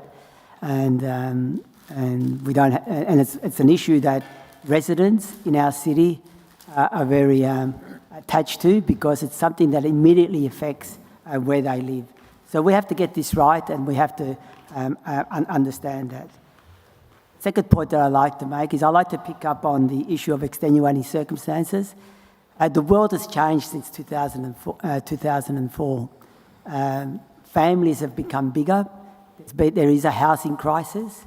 Where as a result, children are not leaving their home and therefore staying on and till their late 20s, even early 30s, have cars and need to get about. And so therefore there is a case where extenuating circumstances could be applied to allow one extra permit in situations where there are a lot of adults in the same household. And also what we're seeing because of the housing crisis is that we're seeing shared homes, shared housing, where we have more and more people sharing a house, and many of them requiring a car at all hours of the day in order to get to work, given the casualisation of employment in our society at the moment. The other point that I would make is that let's put this out to the community, and in order to get some feedback from the community. Let's test these ideas with the community, because I think that the community needs to give us some direction. And the final point that I make, picking up on what Councillor Rennie is saying, it's an irony, folks, councillors, that we're having this meeting here in Reservoir, and where in Reservoir there isn't any decent public transport, and all those factors combined, and that where people need their cars. I understand the issue of climate emergency. But from an issue of equity, people in Reservoir Your time's up. need their cars. Thank you. Before I go over to Councillor Demetriadis, I would like to make a statement again to all councillors here this evening that I know this is a very heated agenda item, but I'd like you to be respectful and ensuring that we need to go about our debates in a very professional way. It's important to maintain a civil tone and especially raising your voices. I'll hand it over to you, Councillor Demetriadis. Thank you. Thank you, Mayor. So just in summary, I wanted to go through a few points. Firstly, electric vehicles are coming, they're here. We're going to expect... Can you address it to me, please? Sorry? Can you address while you're talking to me, please? Why do I have to address you when I'm talking? It's just the way it is. Since when? In which rule? Always. And so electric vehicles are coming to... They're here, which means that our community are still going to need a parking space.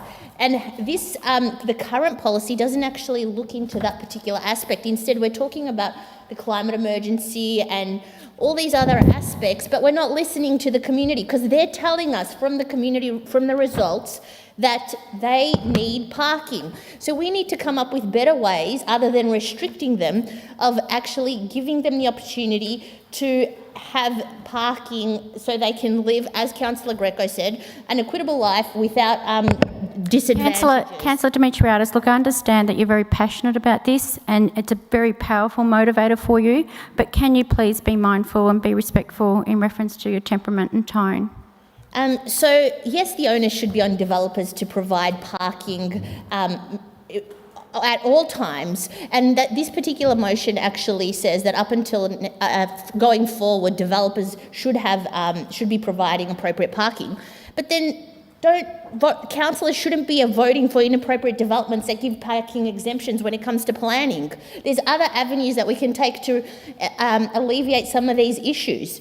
And when we talk about families, that's one of the biggest concerns in the area, where families are not having access to parking permits so they can travel to and from places where they need to take their children. So I think this particular amendment addresses all those aspects. It actually is a lot fairer for the community, and it's what's been raised by the community. We need to start listening to them rather than dictating how they should be living their lives. Thank you, Councillor Demetriadis.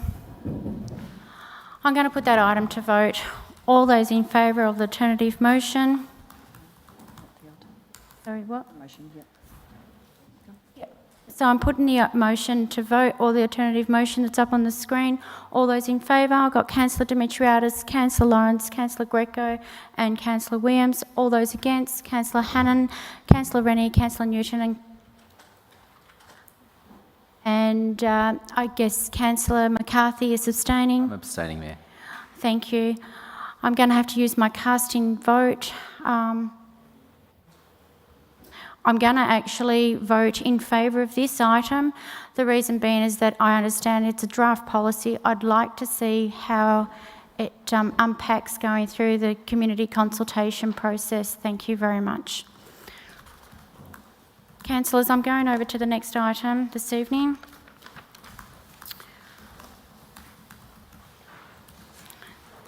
The next item I have is the Parking Management Operating Procedures 9.4. I'm happy to move this motion. Councillor Greco. Alternate motion.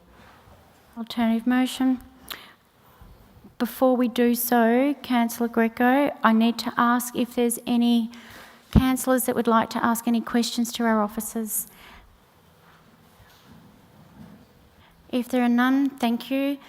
Councillor Greco, has your alternative motion been circulated to all councillors? Yes, it has, Mayor Williams. Thank you. Do we have a seconder for the alternative motion? Councillor Lawrence. Councillor Greco, can you just confirm that your item is up on the screen and that is your alternative motion? Yes, Mayor Williams. Thank you. And if you'd like to speak to the item, go ahead. Thank you. You have 3 minutes. Thank you, Mayor Williams. Right at the outset, I'd like to thank our officers for the engagement that they've had in helping to prepare both the report and also the alternate motion. I'll say that up front because I know I'll be running out of time and then I won't be able to thank them. Look, what this motion does, it's a long-awaited motion in terms of how we manage our parking restrictions in our streets. Again, this is a highly contentious issue in the city of Darebin, as it's been demonstrated in the past, where basically the town hall was full of people because the council was trying to apply blanket parking restrictions across our city. What this does is actually puts out as a draft to the community a proposal where sets out the process that we would need to go through in order to apply parking restrictions on our streets, and actually making that explicit so that the community can actually see what the process is. What it also does, as part of my amendment, the changes which is in bold up on the screen, it actually, not in bold, but part of the motion, the amendment there, what it does is that it actually allows the community to have a say on what takes place on their street when parking restrictions are being considered. At the moment, the policy that we have, or the practice that we have, the community is not involved in a direct sense. Yes, they are consulted, but the decision is ultimately made by our officers after consulting with the community.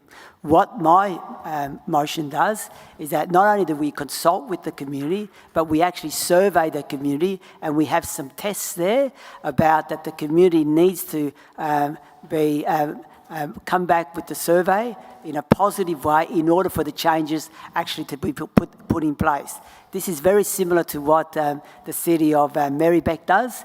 They have also a requirement that 60% of community of the street that is surveyed need to come back and say that the restrictions should be put in place, and the council will then follow on and place those restrictions into that area.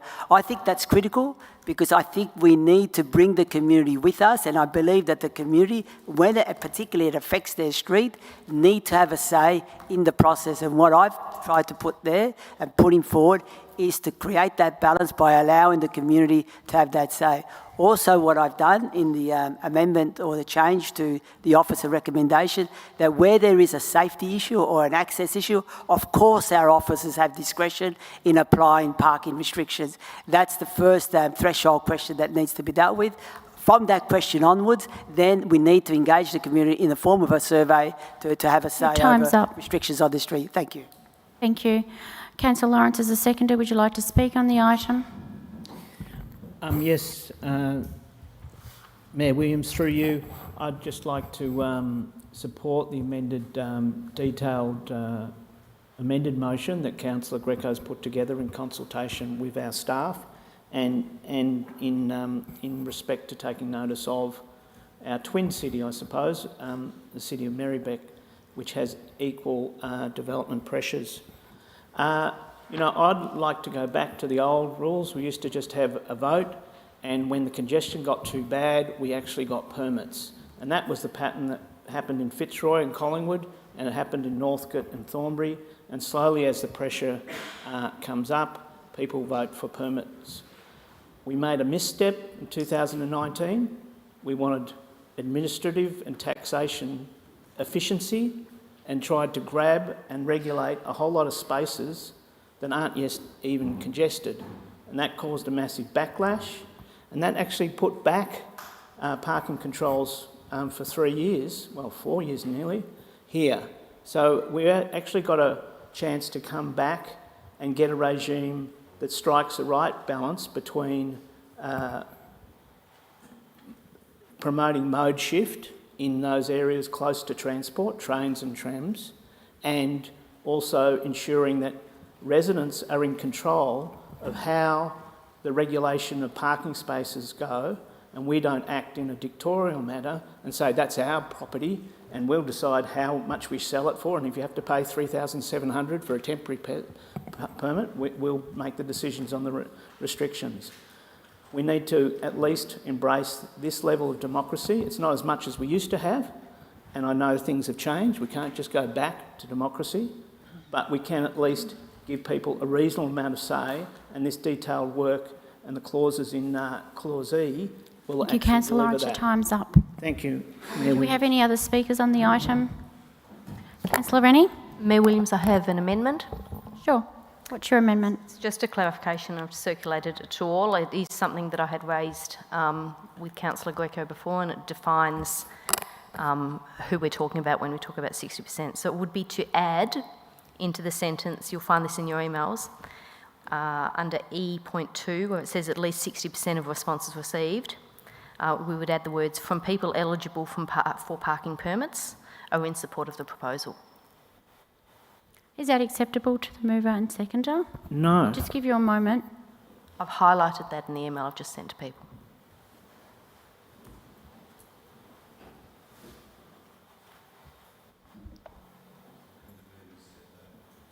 Both said no? Only one has to say no and it has to be debated. Okay. And do you have a seconder for that? Councillor Newton. Would you like to speak on the amendment item, Councillor Rennie? Yes, thank you, Mayor. I think it's important that we define who's actually able to vote in these situations, because I want you to imagine that a 10-storey building is built at the end of your street, and in that building there are 50 residences, and there might be 30 houses in your street. It's not in the interests of the people in that building at the end of the street to see parking restrictions introduced, because they may want to continue parking in your street and guaranteeing that no one in the street can get a car park.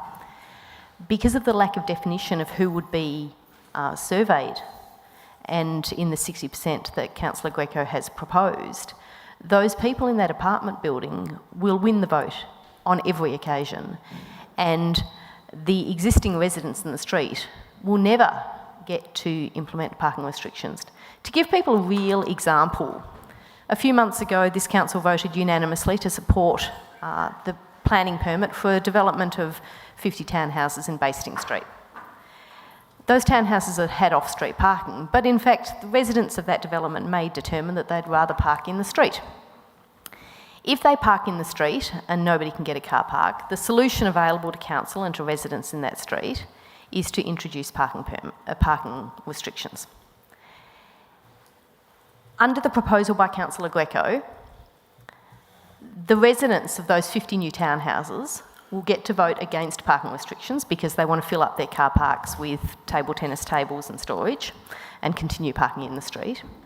And the residents of Basting Street will never get to introduce parking restrictions because they will be voted down every time by the 50 new residents of the 50 new townhouses who are protecting their own self-interest. I think this is a really sensible amendment to actually get around this issue and to make sure that we're clear who it is we're going to listen to in the vote. I hope that makes sense. Thank you. Thank you. Councillor Newton, as a seconder for the amendment, would you like to speak on the item? Yes, just briefly, I think that this makes sense because there really is more and more of a barrier to be able to get the responses that you need. So I know certainly when I've flyered to get the word out about council elections, more and more there are big apartment blocks where you cannot get into the mailboxes. So if you're wanting to get a response from enough people, you will not be able to if you can't contact those huge blocks. And if there's a big block of apartments, might have 100 apartments, then you're not going to get to the amount that you need to make this change. So I think Councillor Rennie's amendment to say from people eligible for parking permits makes sense because this is the people that will be affected. Thank you, Councillor Newton. Are there any other speakers to the amendment item? If there are no further speakers, I'd like to put the item to vote. All those in favour of the amendment item? I've got Councillor Hannan, Councillor Rennie, Councillor Newton, Councillor McCarthy. All those against? I've got Councillor Demetriadis, Councillor Lawrence and Councillor Greco.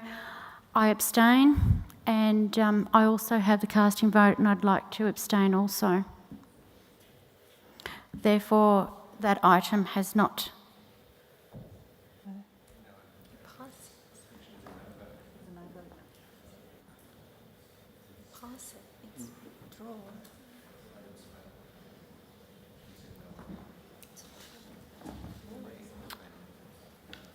or maybe can't on the casting vote.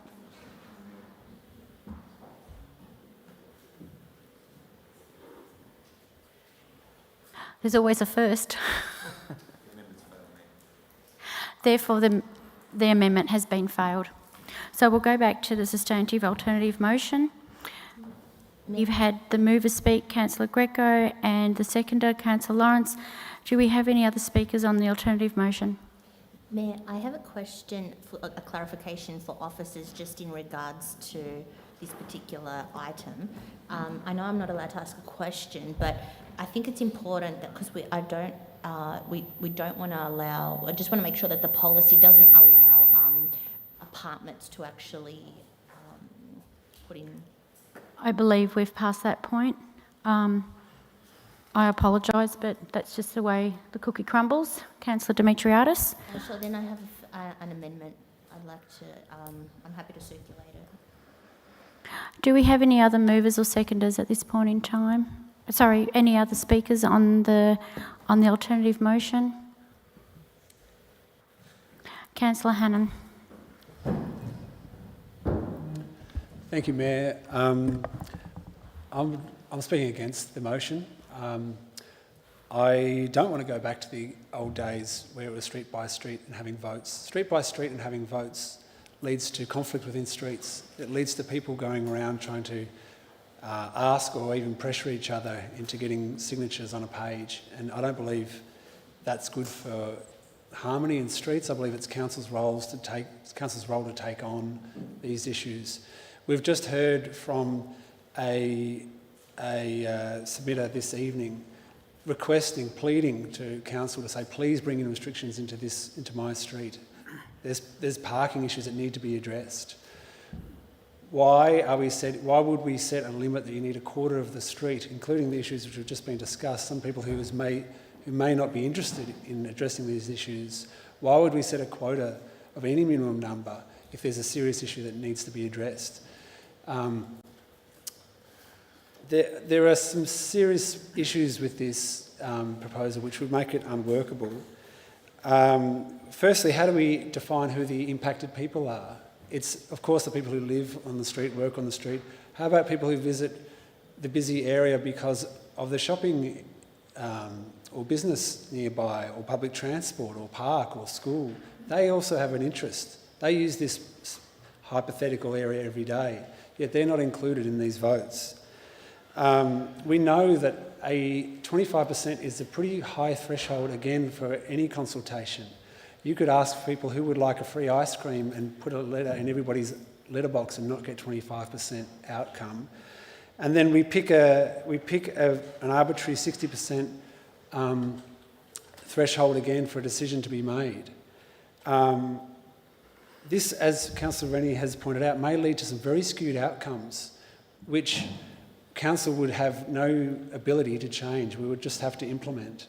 And lastly, it's not clear why things need to be installed in 4 to 6 weeks. It's unnecessarily restrictive and may not be possible. There's a lot of things unworkable. Your time's up now, Councillor Hannan. So I've had Councillor Greco speak, Councillor Lawrence speak, Councillor Hannan speak on the alternative motion. I've got Councillor Newton next. Kindly, if you'd like to speak on the item. Thank you, Mayor.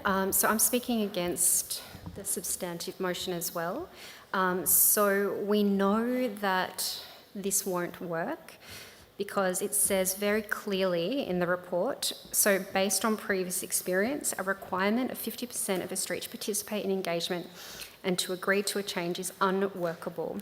Average participation rates in parking consultation ranges from 10 to 20%.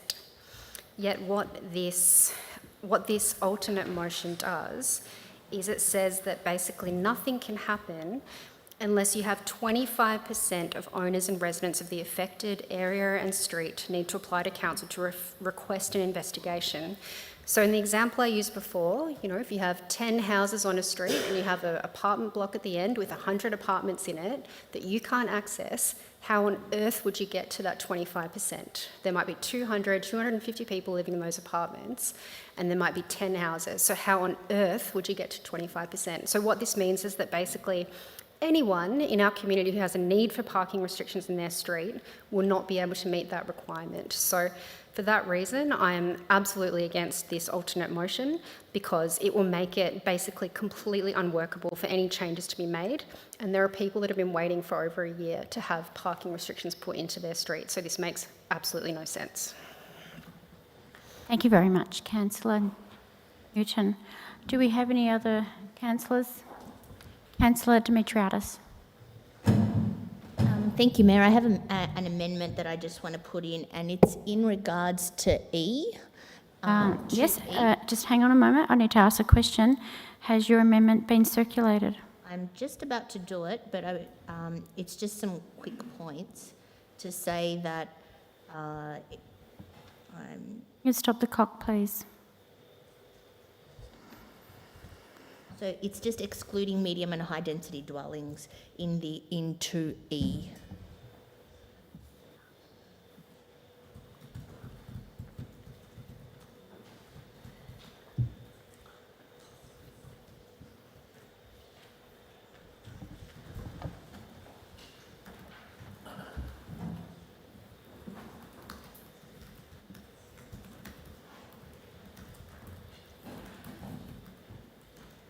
Just sent it to everyone. So 2E. Because Councillor Lawrence doesn't have his laptop. So 2EI, just after responds in brackets. Oh, apologies, your iPhone. Yep. Technology. I need to ask the mover and a seconder, Councillor Greco and Councillor Lawrence, do you accept Councillor Dimitriadis' amendment? I'm happy to accept that because it defines the buildings. Councillor Greco, do you accept? Can I understand where the amendment is, what the words are?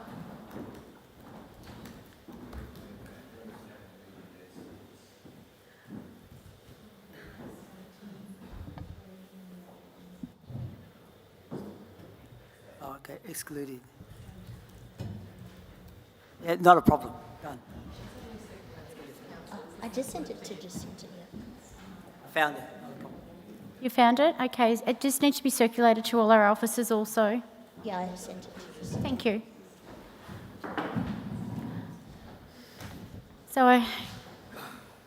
Councillor Lawrence, who's a seconder to the alternative motion, has accepted your amendment, Councillor Dimitriadis. And Councillor Greco, have you accepted Councillor Dimitriadis'? Not a problem. Yes, okay, so your amendment has been accepted.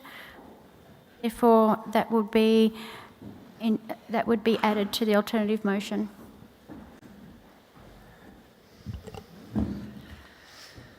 Three, Mayor. Can I just check with officers that that's able to be implemented and that they clearly understand that what that means as an instruction? Sorry, I just need to make sure we have a motion we can implement if it passes.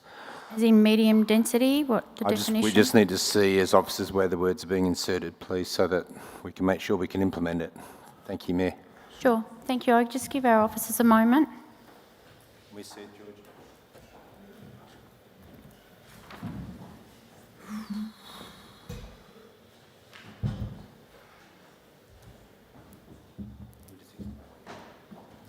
Mayor, can I just get Ms Petrie to explain how she'd interpret that so councillors understand it? Sorry, that's not the entirety of it. It's also E2 to also have the same wording in, are in support of the proposal. Thank you, Councillor Dimitriadis. I just need to check we can implement it for you if it passes. You clear on that? I am, and through you, Mayor, we would generally interpret medium to be 3 units or more on a lot. Sorry, Colin is holding up 2. For clarity, Through you, Mayor, can you just clarify what your answer was so that all councillors understand the policy that's been proposed? It's 2 or more? Medium being 2 or more, or 3 or more? Thank you, Alan. Through you, Mayor, thank you. The definition of medium density is a development of 2 or more dwellings. Thank you. Thanks, Mayor. I needed to get that clarity from officers. I'll be withdrawing my acceptance of that, and Councillor Dimitriadis have to define it better to be consistent with other policy. Can we just change it to 3 or more dwellings? or a forum? Mayor, look, I will not accept the amendment. I think it's been done on the run, and I would just leave it as it is, and it's going out to consultation, and we can address it in a much more timely, better considered manner when it comes back to us in a month's time. Because the mover and seconder have received further clarification in reference to what medium high density means, which is 2 or more, I believe now the mover and seconder has decided to refuse and not accept your amendment, as they would like it to go to community consultation. Councillor. Through you, Mayor, I need to clarify this is not going to consultation. The previous item was. Oh, apologies, Just to clarify I'm for sorry. you, councillors. Thank you. I apologise on my behalf.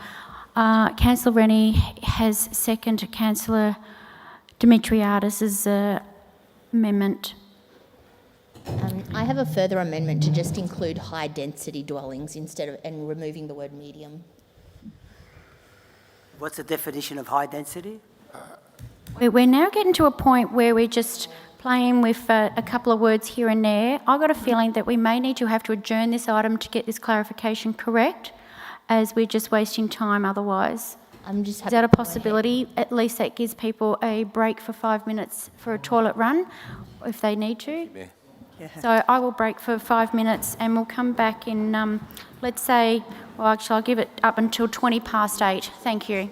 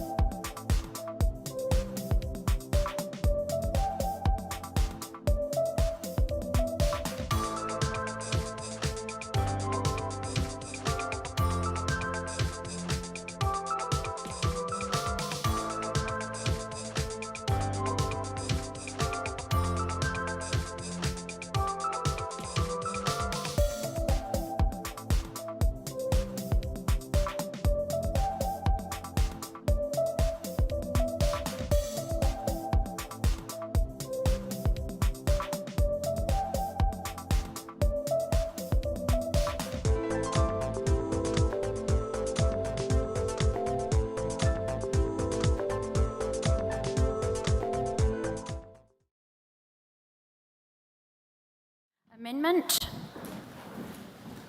And it goes back to the alternative motion at this point in time.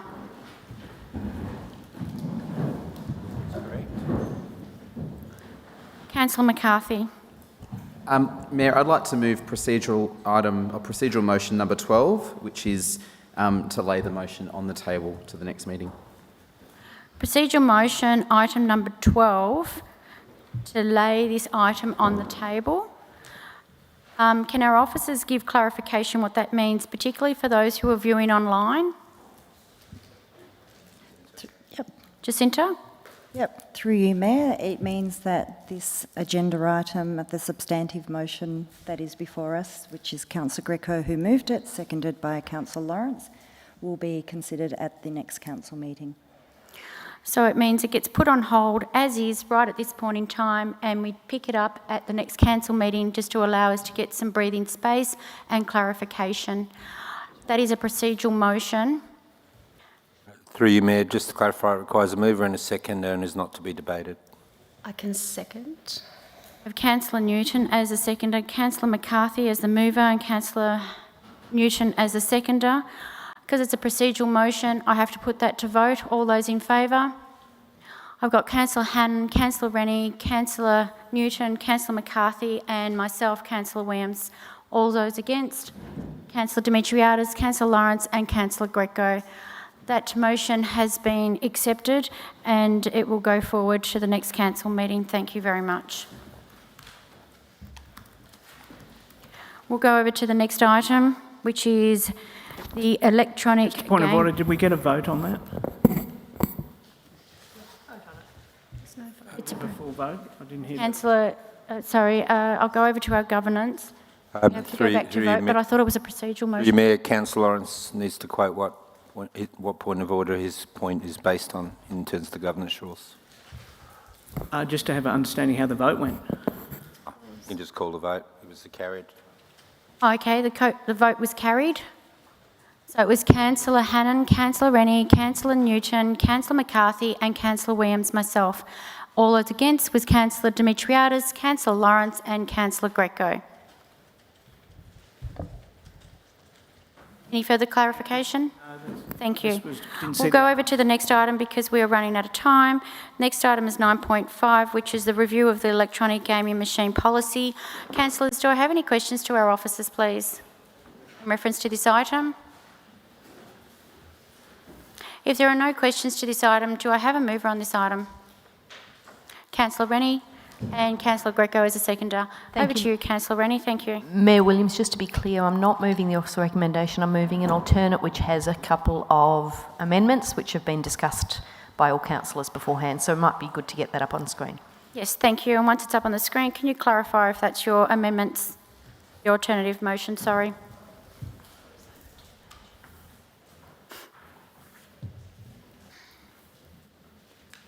Yes, that's correct. Great. Thank you. Councillor Rennie, you can speak on the item if you wish. Thank you, Mayor. I'm delighted that this policy has come back to Council. It's, I think, one of our outstanding policy success stories. 4 years ago, this Council moved a bold gambling policy which sought to demonstrate leadership and reduce the harm, the very significant harms that occur to the Darebin community as a result of electronic gaming machines. I'd like to thank the staff of Council who have been involved in a massive effort over the last 4 years to implement that ambitious policy. It required a real change in mindset for clubs and community groups who were encouraged through that policy to move away from their reliance on poker machines for subsidy, for support and for venues to hold events at. Our staff have done an exceptional job working with clubs, and over the last 4 years I think our policy, it would be fair to say, has come to be well understood by clubs and well accepted by members of the community who support Council's efforts to reduce gambling harm. As we move forward, we want to be even clearer that we're not just going to encourage people to move away from an unhealthy reliance on gambling venues and gambling subsidies and support. we're going to take a stronger stand, but we're going to do that in partnership with clubs and organisations. We're going to support them with transition plans, and I hope that we'll continue in this way to demonstrate to our community that we understand the profound impacts that poker machines are having in our community. We heard from a community member today who came to commend us, in fact, on the stand that we've taken. And this is work that is more important now than ever. So just today on the news, there's been talking about the significant harms being created, particularly for young people in our community as a result of the proliferation of gambling advertising. What we know in Darebin is that poker machines cause more harm than any other form of gambling, and the losses from poker machines are actually increasing. So they do look set, now that there hasn't been any venue closures, they look set to be the highest that we've seen in over a decade. That's really terrifying, because that's $90 million that isn't being spent in small businesses, that's not being spent by families buying their kids school lunches and shoes to go to school and whatever else it is they need. These are predatory venues that create untold harm. So I'm really proud to be part of a council that shows leadership. I'm confident we will be a council that is unanimous in this regard, and other councils all over Victoria and in fact Australia will continue to look to us for the leadership that we're showing here tonight. Thank you. Thank you. Would the seconder like to speak on the item? Thanks, Mayor. Look, I've got to thank Mayor Rennie, and I fully endorse what she has said. I'll just focus in on that this is an important policy. It's a milestone. It moves from into a compliance setting, and so therefore we are going to... What this policy essentially does, councillors, is that it does the maximum that a council can do within its powers to try and wean off both the council and clubs and associations from gaming. We don't control the whole agenda in relation to gaming, particularly in relation to pokies, but I believe that this policy is an important incremental step and brings us right to the frontier of what a council can do in regards to the corrosive and cancerous nature of pokies in our city. Particularly, I must say, if you look at the stats, particularly in the northern part of our cities, and particularly in the most disadvantaged northern parts of our city. So I commend the policy, and I'm hoping that tonight that we will get a unanimous vote in relation to this, so that we can show clear leadership in regards to this important issue, which is really upsetting a lot of people's lives. And I believe that the strategy that we're embarking on was a similar strategy, if you like, that was embarked on in regards to the anti-smoking. There's a lot of similarities there. So let's endorse this. Let's endorse this unanimously, and that sends out a powerful message. The final thing I say, there are guarantees there in the policy, thanks to Councillor Dimitriadis, of supporting clubs, particularly smaller clubs, ethnic clubs, in order to help them transition away from being lured in by gaming venues. Thank you. Thank you. We have the mover who has spoken for and the seconder, Councillor Greco. Are there any speakers against the item, as I would like to put this item to vote, as we will be running out of time. So I'm going to put this item to be put to vote. All those in favour? That is carried unanimously. I do want to just make a quick statement and say a big thank you to Councillor Dimitriadis and Councillor Rennie and Councillor Greco in having those discussions beforehand and working together, ensuring that this policy goes through with having that robust conversation prior. So thank you. I'm going to move on to the next item, which is the Northcote Public Golf Course 9.6.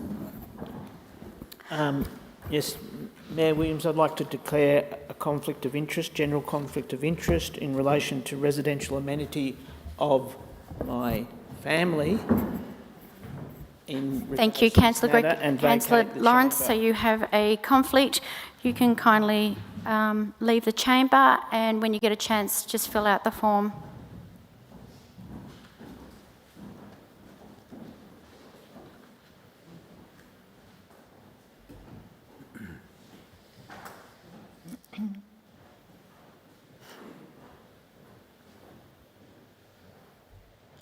Thank you. Councillors, do we have any questions to our officers before we go to the debate? If there are no further questions, do I have a mover on the item? Councillor McCarthy. Mayor, I'd like to move the item, but with an additional point 7, which has been circulated to councillors and officers. Okay, was that circulated earlier today or? It was circulated this evening, and hopefully it should appear on screen. Is that your amendment? Councillor McCarthy. So I'm just reading it as it gets bigger, Mayor.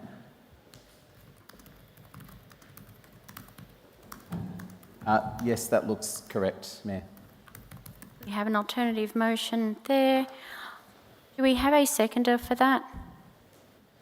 Mayor Williams, I just have a question in relation to the alternate motion, particularly in regards to the additional point. I've only seen that tonight, so I just want to ask some questions in relation to it. I will allow it because the amendment has only come through very late this evening, so I will allow the question. Yes, thank you. Look, Go ahead, Councillor Greco. Thank you, Mayor Williams. Look, it's only come through now at just after 7 o'clock, which I don't think is good practice. But putting that aside, I just want to understand through you, Mayor, to our officers, have we had any discussion with the Wurundjeri and all those other groups that are mentioned there in regards to the in regards to beginning this process of the naming of the open space? Usually, why I say that, because usually before we do that, we conduct consultation and not spring this up in a council meeting before talking informally with the Wurundjeri out of respect. So I'd like to know what discussions have occurred with the Wurundjeri, specifically in relation to this point number 6. Thank you, Councillor Greco. I would like to hand that over to one of our officers if they're able to answer that. Through you, Mayor. Thank you. To this point, we haven't had any direct conversations with the Wurundjeri. This parcel was included in the, I checked the minutes, it was included in the November 2022 report to Council. It was considered by Council at the time, but to answer the question directly, we haven't had any direct discussions with the Wurundjeri recently about this parcel. Mayor, if I may, just to add to my colleague's response, I might also just reflect that we've been going through a process to review the road and place naming policy, which would guide decision-making on any of these naming opportunities. Are there any further questions in reference to this item? So therefore, because the question has been answered in the way that it has, again, I would like to move a procedural motion that to lay the motion to a later date, and point number 12, as we previously did with the parking motion, so that then we can get some feedback from our officers and some informal sense from the Wurundjeri and other stakeholders, and then we can consider this at a later date. So I move that procedural motion. But I don't even have a seconder for the alternative motion. Do I need that first and then procedure? Apologies, sorry, I didn't see. So I have Councillor McCarthy, who was the alternative motion. Councillor Rennie seconded the alternative motion. Councillor Greco has now put in a procedural motion. And do I have a seconder for the procedural motion? Councillor Demetriadis. Because it's a procedural motion, I have to go straight to the procedural motion and go that to vote. Is that correct? That is correct. That is correct. Procedural motion for this to be held to go to the next council meeting. All those in favour to go to the next council meeting? Councillor Demetriadis, Councillor Greco and Councillor Williams, myself. All against, I have Councillor Hannan, Councillor Rennie, Councillor Newton and Councillor McCarthy. So that procedural motion has been lost. Councillor Greco, I will go back to Councillor McCarthy. Thank you very much.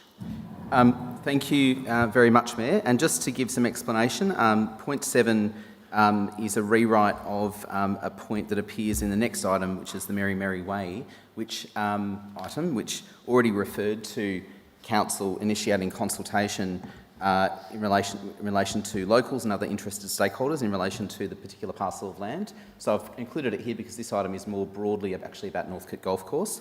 What I would also note, though, is that in Council's own place and road naming policy, which came through Council in November last year, so relatively recently, only a few meetings ago, that policy actually identifies opportunities and priorities and identified naming opportunities for various spaces. One of those spaces that it's been identified for the 23-24 period, which is coming up, is of course this particular parcel of land, and the identification in that list is actually to identify Wurundjeri Wurrung names and to undertake the appropriate consultation in that regard. So what this really does is bring together what's already in our road naming policy, which has already been identified and published in council minutes, and actually ties that in with moving that process forward. And obviously there's a process that council has to undergo, and this makes sure that we do that in a timely way. Mayor, I'm pleased to see the return of a motion which I actually didn't support at the last meeting, because I think the way it presented gave the impression that what we would hear from Sport and Rec Victoria would be $200,000 to be spent on a golf architect, when you and I, Mayor, both know that there are serious safety concerns that have been expressed to us as councillors, and requests for council to take action to both address those concerns, but also improve the amenity and opportunity for people moving through the new park space at both the northern and southern ends of the Northcote Golf Course.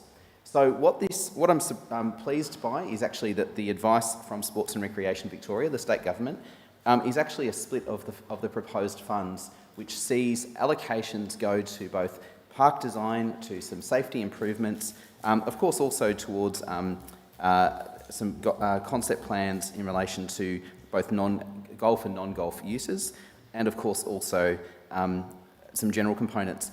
I note the request from one of our residents this evening in relation to allocating some of that funding towards biodiversity. It's not council's money at the moment. I would absolutely back that proposal if it was up to me, but that's not what's on the cards. We would need probably the advocacy of our local member and the agreement of Sports and Recreation Victoria to see that money allocated towards biodiversity. I would welcome that, but at this stage that's not what's on the table. What is on the table is, I think, a fairly reasonable allocation of $200,000. I think council should welcome that at this point in time and move ahead with the project as it is. Excellent, perfect timing. Councillor Rennie, as a seconder, would you like to speak? Reserve, thanks. No problem. Any other councillors would like to speak for or against? Councillor Demetriadis. I have an amendment that I circulated earlier. Okay. Was that earlier this evening, Councillor Demetriadis? It was last week. Oh, last week? Yep, no problem. Can we get that up on the screen, please, to our officers? Okay. Is that correct? That's your amendment there? Yes. Excellent. Thank you. First, I need to ask our mover and seconder if they accept. Mayor, for the sake of accuracy, could we now make that number 8, because that's an amendment to the motion that's on the table, which has a 7 already? Sure. Sorry, through Mayor. I was just going to clarify, Councillor Demetriadis, are you deleting the 7 in the original motion or adding to this as an 8? I'm happy to add it in as an 8. Thank you.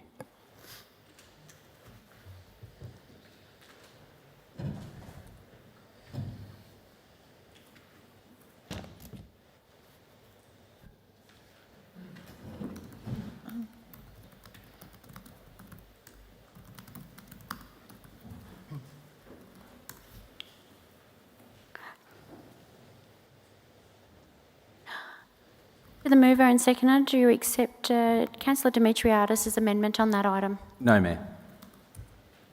Okay. Councillor Demetriadis, because that wasn't accepted by a mover and seconder, do I have a seconder for your amendment? Thank you, Councillor Greco. Councillor Demetriadis, over to you. So I wanted to thank officers for coming back to us and finally recommending that we accept the $200,000 state government grant to redesign the Northcote Golf Course with shared use facilities. However, I still have numerous concerns about this recommendation. Firstly, I'm disappointed that Council has negotiated to only spend $30,000 of this grant for the design of a golf course master plan by a golf architect, when we all know master plans cost a lot more than that, and only invest $10,000 of this grant to improve the club rooms. I'd like to remind everyone that last year, Council made the decision to create shared use facilities at the Northcote Golf Course precinct for everyone, for enjoyment by all community members, yet here we are spending only $40,000 of this grant on community sport and $160,000 on designs for a pathway and park. While these figures, as bad as they appear in my opinion in terms of equality and shared use, are much better than what was initially proposed to us, they still do not represent a fair and equitable shared use project for golfers and park users.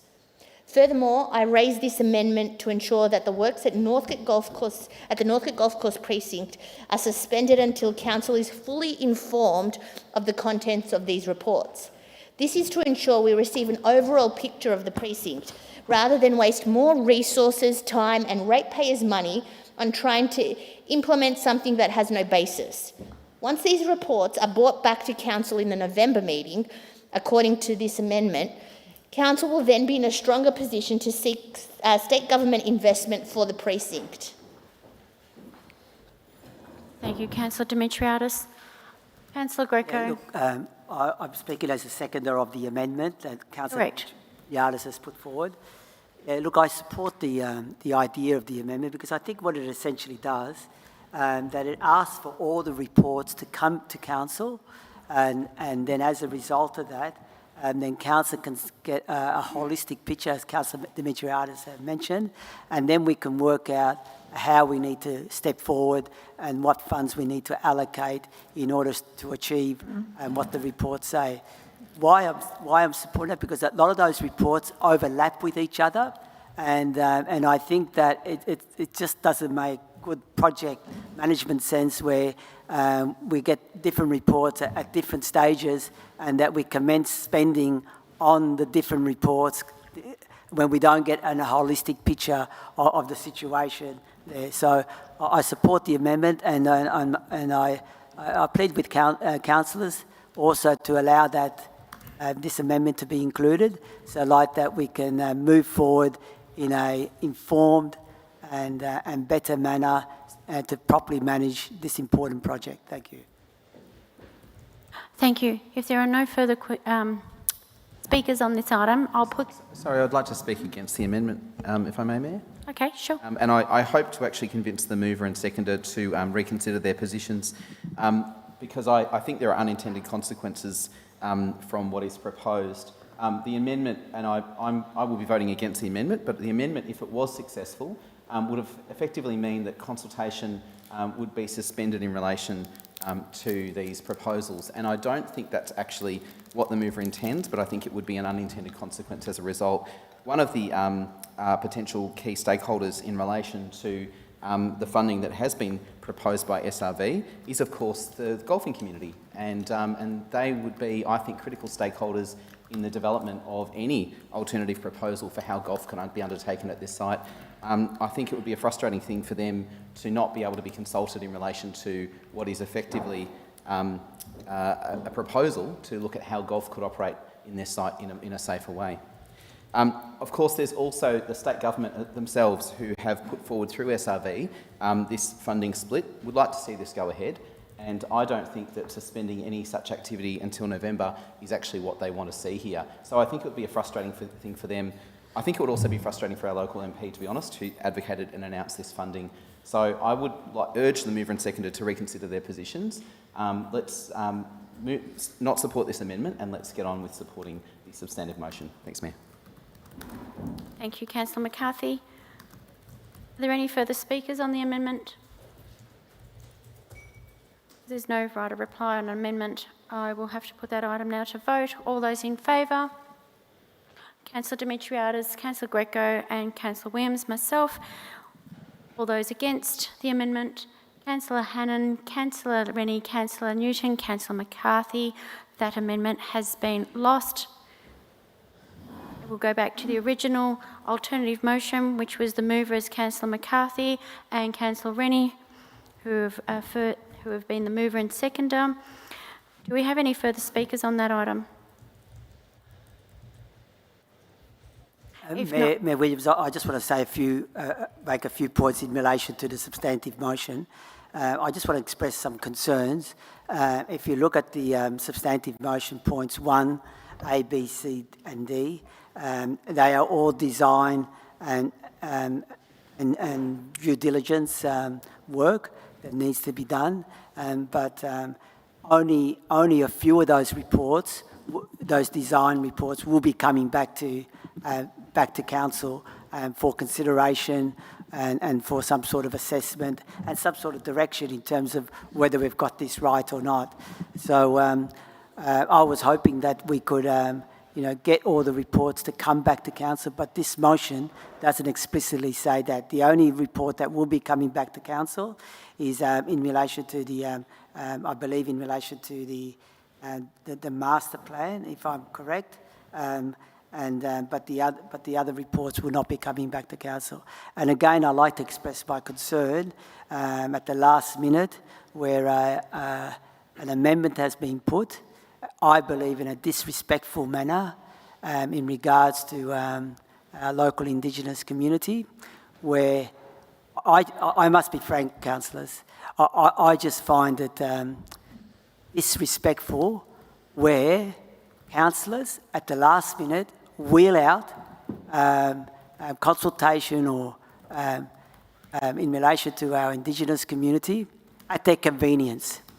I find that utterly disrespectful towards the Indigenous community, and it is a politicisation by certain councillors to use that and weaponise that. Councillor Greco, as I've mentioned earlier, I know people are very passionate about... Mayor Williams, I come from a Southern European background. This is how we speak. So I don't want to be told that I have to use a monotone voice. This is how I argue my case. If it offends people and it embarrasses people, I can't change my personality. And your time is up now, Councillor Greco. Not intended against any particular person. Thank you, Councillor Greco. Allow me your to time speak, is up. Councillor Williams. Your time is up. Thank you, Councillor Greco. I will go over to the original alternative motion that Councillor McCarthy has put up, and Councillor Rennie. Councillor Rennie, you want to speak on the item? Yes, thank you, Mayor. I'm delighted this has come back to council, and I think it's going to move us a huge step in the right direction of actually resolving some of the issues that have been identified. Moving forward on the path, I think will assist everyone to use the land as we intended in terms of being able to move from the Beavers Road Bridge, or the bridge up to the Mayor Park area. Having a well-designed path, I think, is likely to result in fewer incursions onto the golf course, and also fewer people perhaps causing amenity impacts to the residents on the eastern side. And so I'm really pleased that the Capital Works team has already been looking at this. I think we'll come up with something really amazing, and everyone in our community will be the better for it. So make no mistake, this is going to be something that improves amenity for the golf course users, the walking users, the residents in the local area. And I thank the staff for the work they've done so far. I think it's a great use of the 200,000 that the local member advocated for so strongly. Thank you. Is there enough? Mayor, sorry, before you put the vote, I just think there's 2 words that need to be corrected, which I've just noticed, where it says, and it's my motion, so I'm just wondering if you can agree to this slight alteration for clarity, where it says in the final point 7. I don't think it changes the motion in those wording. Well, where it says as adopted on 28 November 2022, it should actually say as endorsed for consultation on 28 November 2022. Okay, yep, there is a difference.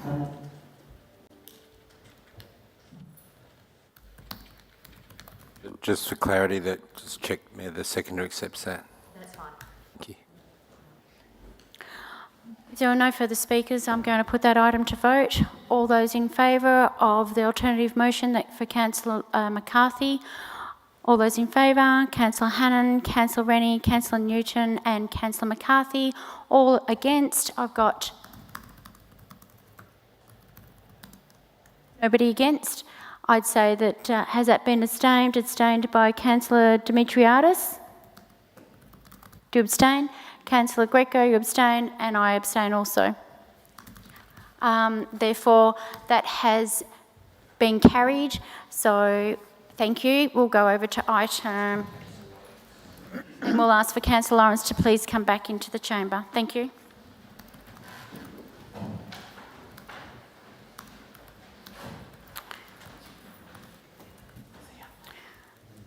We're up to 9.7, the Merry Merry Way. Mayor, I'd like to move that, but to delete point 3, which has already been covered in the previous item. And in fact, I've got, sorry, Mayor, I should say, I've got alternative words which have been submitted to officers. So they've got that ready. Okay. Before we do so, I would just very shortly we'll need to do a procedural motion to extend the meeting by another 30 minutes shortly. I'll move that, Mayor. Okay, we'll move that. But I was just waiting for Councillor Lawrence to be in the room, please. Sorry. So if we extend the meeting for an extra 30 minutes from 9:01, if that's okay. Apologies. So we have a procedural motion to extend the meeting by 30 minutes from 9:01. Do I have a seconder for that? I saw Councillor Rennie, sorry. All those in favour? That's carried unanimously. We're going to go over to item, as I said, 9.7 Merry Merry Way. Councillor McCarthy, you said you were alluding to a alternative motion, is that? I'd circulated on words, there we go. I'll just confirm that they're correct. Mayor, has that been circulated to other councillors earlier today? Yes, it was circulated this afternoon, and this is the most updated version. And Mayor, just point 3 can be deleted because it's been dealt with in the previous item. Okay. Firstly, I'd like to ask councillors, do we have any questions to our officers? Yes, I do, Mayor. Yep. Councillor Greco, thank you. Through you, Mayor, I'd like to ask our officers, the wording of this motion to me appears to say that we agree to spend $25,000 and then it comes back to, it comes to a council budget deliberation, but I'm concerned with the word agreed because it's actually, I want to understand whether that formally commits us publicly to this project before it actually has a chance to be deliberated as part of our budget process. Yeah, part of the budget. I'll hand that over to our officers. Through you, Mayor, that's Councillor Greco's interpretation is correct. The mover's asking you to commit $25,000. The motion is asking you to commit $25,000 a year for the next 3 years tonight, with offset savings to be identified in the budget process. Okay, I just want to therefore flag an amendment because I find the wording in this motion highly disingenuous. Thank you, Councillor Greco. Are there any other questions in reference to this item? Okay, Councillor McCarthy, because you are the mover to this alternative motion, do I have a seconder to this item? Councillor Rennie. Councillor McCarthy, if you'd like to start debating on this item, that'd be great. Thank you, Mayor. So as councillors would be aware, and as I've circulated as well, a brief video that supports what this initiative is. Merry Merry Way, and Merry Merry Way means the way is actually is the Wurrung word for us and together. Effectively arose from what were horrific incidents both adjacent to and in the vicinity of Mary Creek in 2019. I won't go into the nature of those incidents other than to say that those incidents were not what we consider is what the nature of the Mary Creek corridor should be about, and absolutely, and this was evidenced by the subsequent report issued by our neighbouring council, Marybeck Council, created a sense of unsafe environments, a lack of trust, and a sense of fear in relation to what should be a sacred space for our community. And of course, a corridor which we know through council's work and also through community work is significantly important, not just to existing residents, but also to traditional owners. So the project of Merry Merry Way was to do the social and cultural piece around rebuilding trust and connection with the Merry Corridor, to involve traditional owners in that process, in particular Auntie Gail Smith, who has recorded a significant explanation that councillors and the community can listen to online, and really builds a pathway to really rebuild that trust and connection, but also supports the aspirations of the Wurundjeri elders in this particular regard to build cultural knowledge and cultural connection, to rebuild trust with the community, to build community support for Merry Creek and the corridor as effectively not just a waterway, which we now embrace, but in fact as a vibrant, living and thriving and peaceful place for our whole community, for our natural ecosystems, and something which we should be treasured for the future. This is a piece of work which didn't start in Darebin Council, it started in our neighbouring council of Marybeck.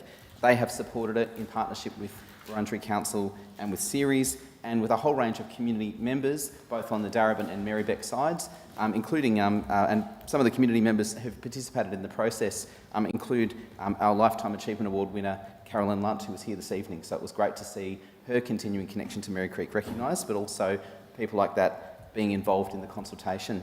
And really what this is about continuing to build that cultural connection, to build that sense of safety, to work collaboratively with our neighbouring council, and to create opportunities for our community to regain that sense of trust, regain that sense of connection, but significantly make stronger community involvement in the future of Merry Creek, and to support the work of all the other organisations that do the biodiversity and rehabilitation work that we know is also so critical. Thank you. Perfect timing. Councillor Rennie, here's a seconder. Would you like to speak on the item? Happy to reserve. Thank you, Mayor. Councillor Newton. Thank you, Mayor Williams. I'm just rising to support this alternate motion. So I've jogged and walked along the Merry Creek a number of times, and probably hundreds of times, and you know, I do remember the community sentiment and the walk along Merry Creek that happened after this awful, awful incident, and the way the community came together to say that we belong here, we belong to walk safely, to jog safely, to recreate and be in these public spaces safely. I think this is one of the most important things that we can do to ensure that women and everyone in our community feels safe in our public spaces, and I fully support this proposal. Thank you. Because we're really running out of time, I'm going to ask... I have an amendment. I flagged an amendment.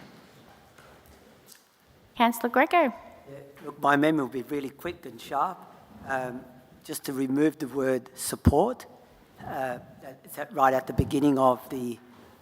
remove the word agrees, and to substitute that word with consider, that council consider joining. Does the mover and seconder accept Councillor Greco's amendment? No. Councillor Greco, do you have a seconder for your... Councillor Dimitriadis. Councillor Greco. Yeah, look, very quickly, I understand this project. I've read through the report. I understand the sentiments there. Our officers have actually recommended that right at the outset, that we do not commit to becoming a partner and contributing $25,000. And it's been well argued in the report why we shouldn't do that. But I'm willing to compromise on this, and that's why I've said that we should consider this as part of our next budget deliberations, and rather than spending money on the run as we are doing now, and that let it come back to our budget deliberations. We've got a process where we're trying to prioritise things. Let it come to that, and then as part of that process, we can then make a decision on whether we agree to put an extra $25,000 towards this. It also gives us an opportunity to discuss with our officers what more about what they've written in this report, particularly regarding how our officers feel that we're already making a valuable contribution in relation to this project, because it is an important project, undeniably so. But we have processes, and rather than spending money on the run, just like that, we shouldn't be doing that. And the final point that I've made, which I highlighted when I flagged this motion, I find that putting forward of this motion quite disingenuous, notwithstanding the discussions that we had earlier today as a group of councillors, where we said that let's bring this forward to a council budget deliberation process. Instead, what we've got delivered up in a playing with language is to try to get the council to commit straight up to the $25,000 rather than going through a process, and I find that quite disingenuous, and that's why I think we should be more transparent, more honest with each other, and allow this to go through the budget process so that we can properly consider it with the input of our officers. Thank you. Through you, Mayor, can I just get the amendment correct? I think it should say considers joining governance, not... Can I clarify that you're happy with the rest of that, referring the priorities to identify a suitable funding source after the word budget deliberations? Just to clarify, you want that to remain in, Councillor Greco? I think you could stop it at budget deliberations. I'll rely on you guys. You guys are the wordsmiths. The intent of what I've moved is that it comes to the budget deliberation process. Can I suggest you find the right wording? I don't want there to be a trick with words that then we don't know what we're actually getting. Through you, Mayor, I'm trying to help you, Councillor Greco. For your amendment, can I suggest you also then delete the words to identify a suitable funding source for this investment, so it's just going into the budget deliberations? Right. Thank you. Yeah, you're happy for governance to make that change for you, just to get clarity? So I'm suggesting for clarity for the administration, you also delete the words to identify a suitable funding source for this investment, so it just becomes, it's considered as a priority as part of your deliberations, and there's no assumption that we're going to fund it. Don't I have to get the mover and seconder to okay those wordings? Just checking for clarity. You happy with that, Councillor Greco, or not? Is that what you'd like? I'm happy with that. And then you need English to is my second language. I'm happy with that. Does the mover and seconder, once the wording comes up, if they're happy with that, changes? I'm going to help you, Councillor. Happy with the words the CEOs. You're not the mover. I'm sorry, Councillor Lawrence. I'm asking the councillor, the mover, and I'm asking the seconder. Yes, thank you. I'm happy with that change, but do we need to also remove the final sentence to make sure it's not a commitment? In point 1? That's up to you. The other bits, I think when it was important to remove them for clarity. Yeah, sure. Sorry, through you, Mayor. So I think we remove the final sentence as well, because it says that it's an investment, and this is just considering it to go to the budget. Thank you, Councillor Dimitriadis. Governance, can you make that change, please, through you, Mayor? Just delete the last bit at the request of the mover and seconder for this amendment. Thank you.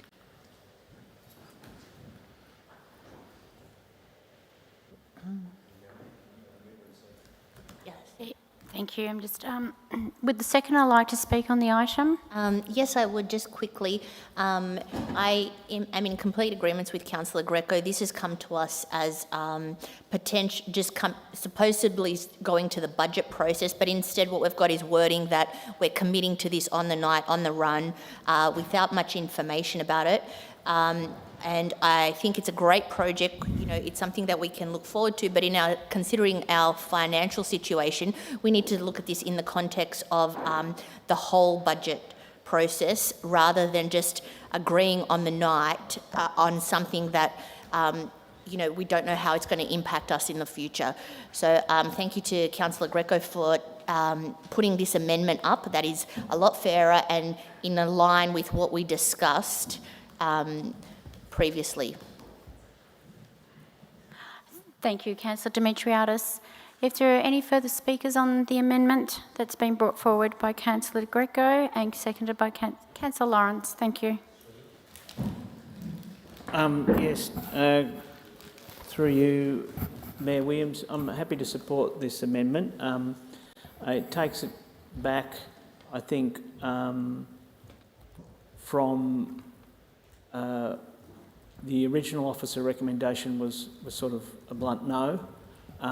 We've then had a bit of a queue jumping wording come in here to jump the budget process, to totally ignore the budget process. This is really a worthy project, but it should be considered in the budget process, just like other places are. And I'm certainly not going to go through the horrific things that have happened on Plenty Road and Darebin Creek and Bundoora Park and the lack of funding that's been going on there for decades. But we do have to make our waterways safe, and so it's a very worthy project, but that doesn't mean it leapfrogs other areas. Thank you, Councillor Lawrence. I will put that item to vote. All those in favour of the amendment that Councillor Greco has put forward and Councillor Dimitriadis has put forward as a seconder, all those in favour? I've got Councillor Dimitriadis, Councillor Lawrence, Councillor Greco and myself, that's 4. And all those against the amendment, I've got Councillor Hannan, Councillor Rennie, Councillor Newton and Councillor McCarthy. That is a draw. I will have to use my casting vote, which I don't like to do, but I feel in this situation, I feel that I'm going to have to use my casting vote, and I am happy to accept this amendment on the chances that I don't want to undermine this worthy project, but I do feel that we have so many projects and we're in a situation that we haven't gone through the budget consideration at this point in time, and I feel that it needs to be part of that process also. So in that case, that item has been now carried as the new motion, the substantive motion. Mayor, I'd like to move a procedural that we put the motion to the vote. We'd like to put the motion to vote. Not a problem. All those in favour with the motion that's in... Second the procedural. I'm happy, sorry. Councillor Rennie, thank you. Councillor Rennie to second the procedural. All those in favour of the motion that's in front of us? I've got Councillor... That's carried unanimously. Thank you. That's the procedure. That was a procedure. We vote on that. Now we're going to vote on the item that's in front of us. Councillors, do we have a... I'd like to move the item. Do we have... Sorry, we're going to vote on the item. All those in favour? Councillor, that's been voted unanimously. Thank you. I'm going to go straight over to the governance report. Now, because we are really strict with time, I'm only going to ask the mover to now speak. Unless you're voting or speaking against, I will allow you to speak against. Otherwise, I'm going to now put every item straight forward to a vote after the mover. So, do we have a mover in reference to the governance report? Councillor Rennie and Councillor McCarthy as a seconder. Would you like to speak on the item? Yes, thank you, Mayor. This is a particularly important report from a point of view of transparency for the community, and one of the reasons I say that is that at point 6 in this report, it notes the cost to council for the appointment of the municipal monitor, Mr John Watson. Mr Watson was with us for 9 months, and that cost council just over $100,000. It's a lot of money. I'd have to say I felt that Mr Watson made a very valuable contribution to the council, and I'm looking forward to his report, which I hope will be forthcoming quite soon. It's a shame we had to spend that money.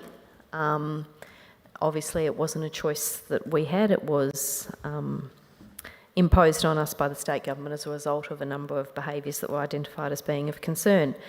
And, you know, I hope that it stands as a learning opportunity for people on council, that's $100,000 that hasn't gone to other things that might have benefited our community more than having a monitor here, notwithstanding the excellent contribution I do believe Mr Watson made. There's a couple of other things that are worth noting, and I'd particularly like to note that in the report tonight, we are making the appointment of some people to the Darebin Arts Heritage Advisory Panel. I thank all of the staff who've been involved in that assessment process, and particularly thank every community member who put up their hand hoping to be a member of that advisory panel. We are so fortunate to have a community that is so skilled and interested and values the arts in our municipality, and I'm delighted that I think there's 10 people who will be appointed moving forward. I know that Councillor Newton has for a long time chaired that meeting, and other councillors have also been involved over the years.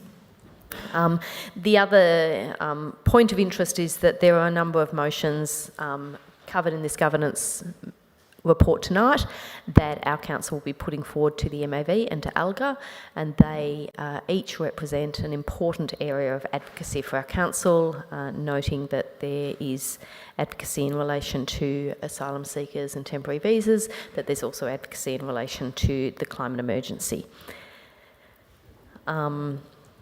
And I once again commend it to everyone. I think it's, if people in our community want to understand a bit more about how council runs, this is the report they should be reading. Thanks.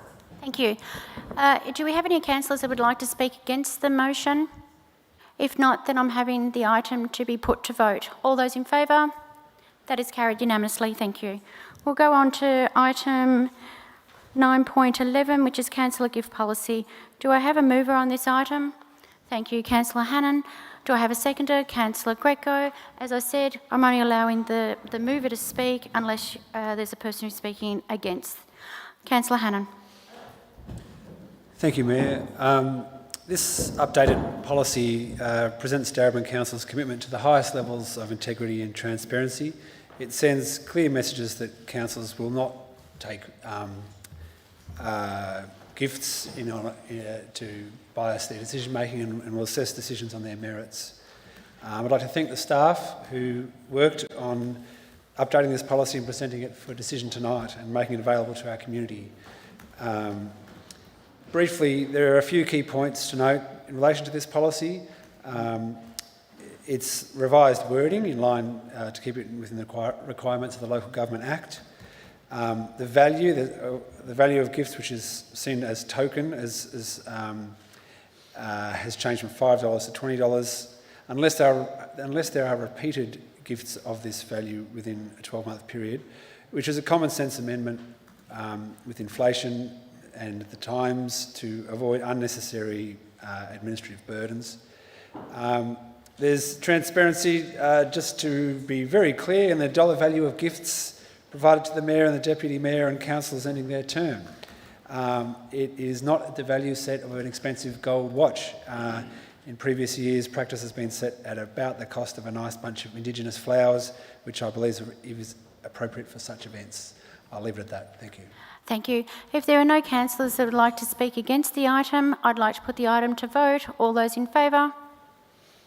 That's carried unanimously. Thank you.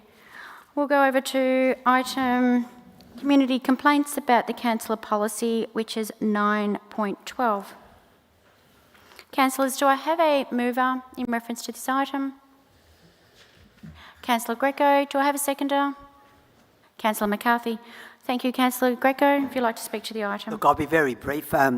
It's about time that we had a clear policy about complaints towards councillors.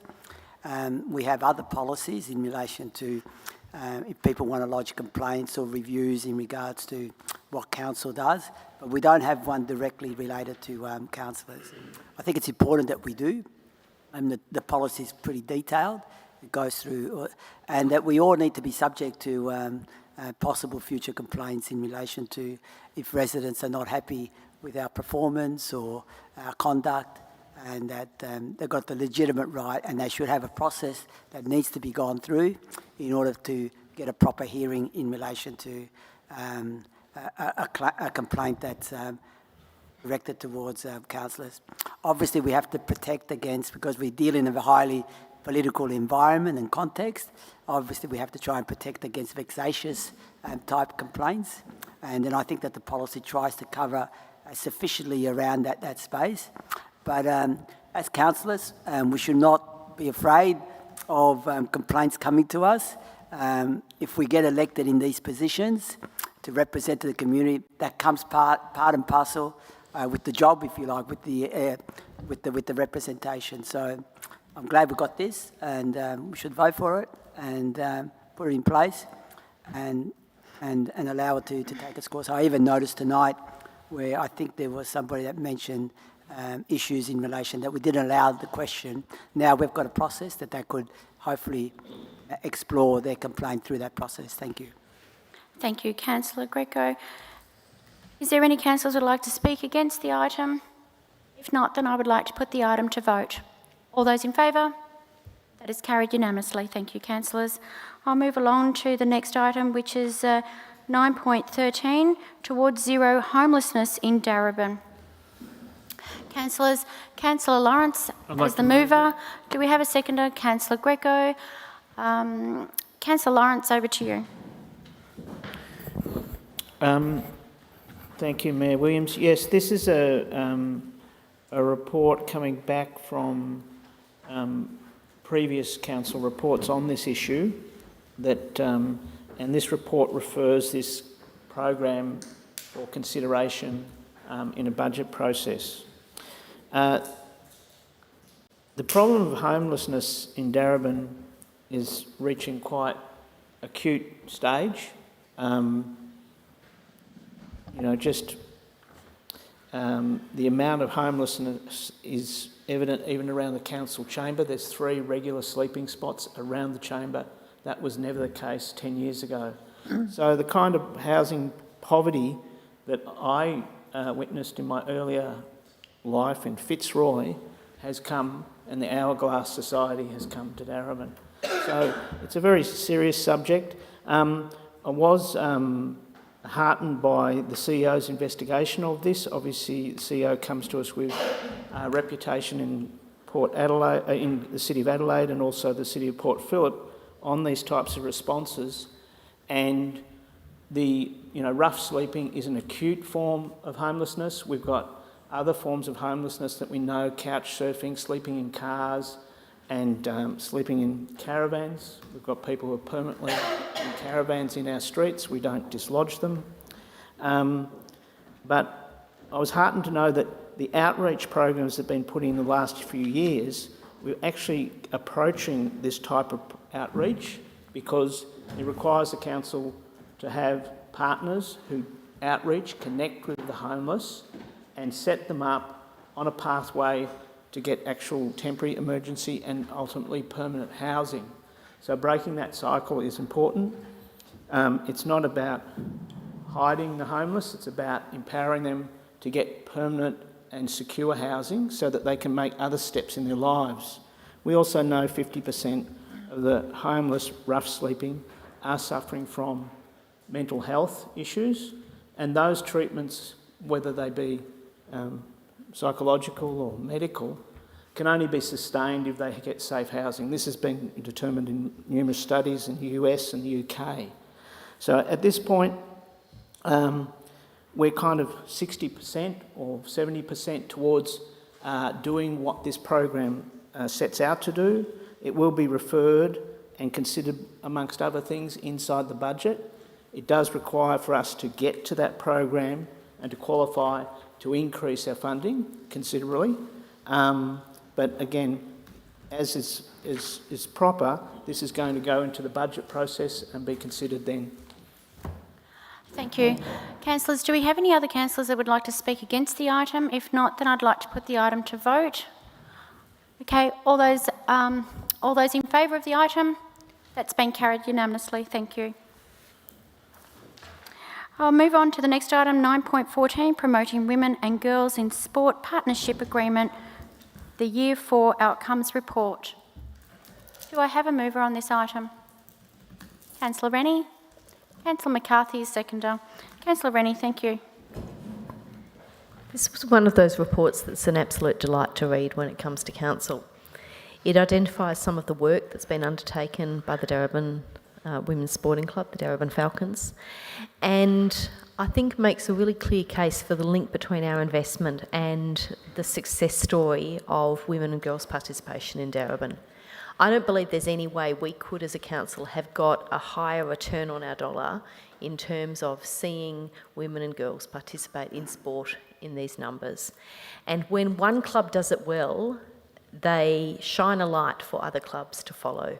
It's the leadership piece. It's the type of leadership piece that we saw with our EGM policy, which we know is the country's strongest and other councils look to. This is the club that shows the leadership and demonstrates to other clubs what they should be looking up for. And we see that in some of the description of the club and the achievements, the prizes that people in that club have won, the fact that we've got AFLW captains of teams that started their careers with the Darebin Falcons. But this didn't just happen. This work at the Darebin Falcons is a result of an enormous volunteer effort, and I think that needs to be recognised, that there are people in our community who devote hours and hours, weeks of their time to achieving these outcomes, who are so committed to making sure that every girl in our municipality has an opportunity to participate in this grassroots way. This is not in any way to underestimate the work that also happens in other clubs, but I know that other clubs look to the Falcons and say, if they're doing it, what do we need to do? How do we need to change our practice to get that kind of level of participation? I'd also like to thank the staff within Darebin Council who have, I think, really supported this partnership over a number of years and built a really close relationship. And the relationships between our staff in Leisure and Rec and all of our sporting clubs are pretty fundamental to making sure that grassroots community sport in our municipality goes from strength to strength. Thank you. If there are no councillors that would like to speak against this item, I would like to put this item... Would like to speak against? Yeah, look, sure, Councillor Greco. Yeah, look, I just want to express some concerns in relation to the report. I acknowledge all the good work that the Darebin Falcons do, but as a constructive criticism, I like to offer this up, is that I've read thoroughly through the report. Unfortunately, I think a lot more could be done if we are to give all young women and girls in our city an opportunity to participate in sport. I think more really needs to be done in relation to our multicultural community or young girls that do come from a multicultural background. I just have to continuously remind councillors that nearly 70% of our community in the city of Darebin is from a multicultural background. In the report that I read, I did not see real rigour in terms of and outcomes in relation to involving young girls from a multicultural background. I would ask the Darebin Falcons if they could make an extra effort in relation to involving people from that cohort, because they are not just the minority in our community, they could also represent a large part of our community. So we need to ensure that they are involved. The council invested heavily with the Darebin Falcons in relation to this project, and we have to ensure that the outcomes are delivered in regards to all people in our community. So I make that appeal. I'm hoping that in future extra focus can be given to that cohort, a large cohort in our community, so that we can ensure that all young girls, irrespective of their cultural, religious background or ethnic background, actually get the same amount of opportunity to participate in sport as others in our community do. Thank you. Thank you. If there are no further speakers, I'd like to put that item to vote. All those in favour? That has been carried unanimously. I'd like to ask for a procedural motion to extend for an extra 30 minutes to the meeting. Councillor Greco and Councillor Rennie, all those in favour? That's been carried unanimously. Thank you. I'll move over to our next item, which is the CEO Employment Matters, 9.15. I believe our CEO does have a conflict. Thank you, Mayor. Just declare a conflict of interest in relation to this. I've been consulted on the policies, but I shouldn't be in the room when you vote on it. Thank you. No problem. Thank you. Peter? I'll just wait for Peter to vacate the chamber.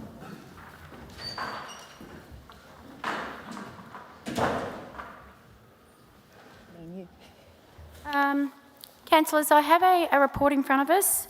Do I have a mover in reference to this item? Councillor Greco. Do I have a seconder? Councillor Lawrence.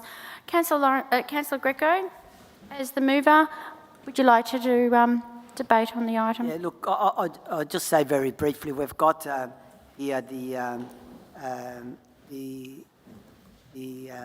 charter, the CEO Employer Matters Committee charter that we're considering.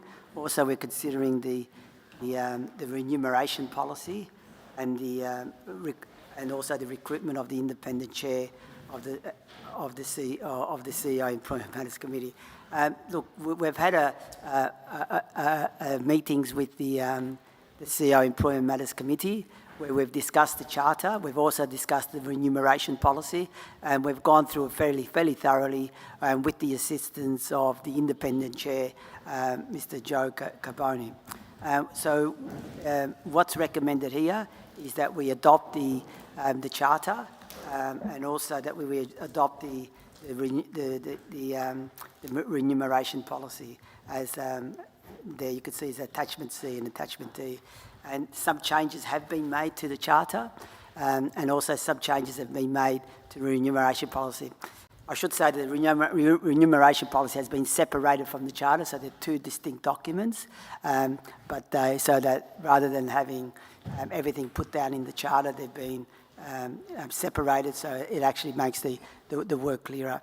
And the changes that have been made to the charter are changes in relation to the role of the independent chair, particularly about the removing voting rights of the independent chair, and so that it ensures that the councillors still maintain proper, if you like, jurisdiction over matters concerning the CEO, given that we're tasked through legislation to actually provide that direction in relation to CEO employment matters.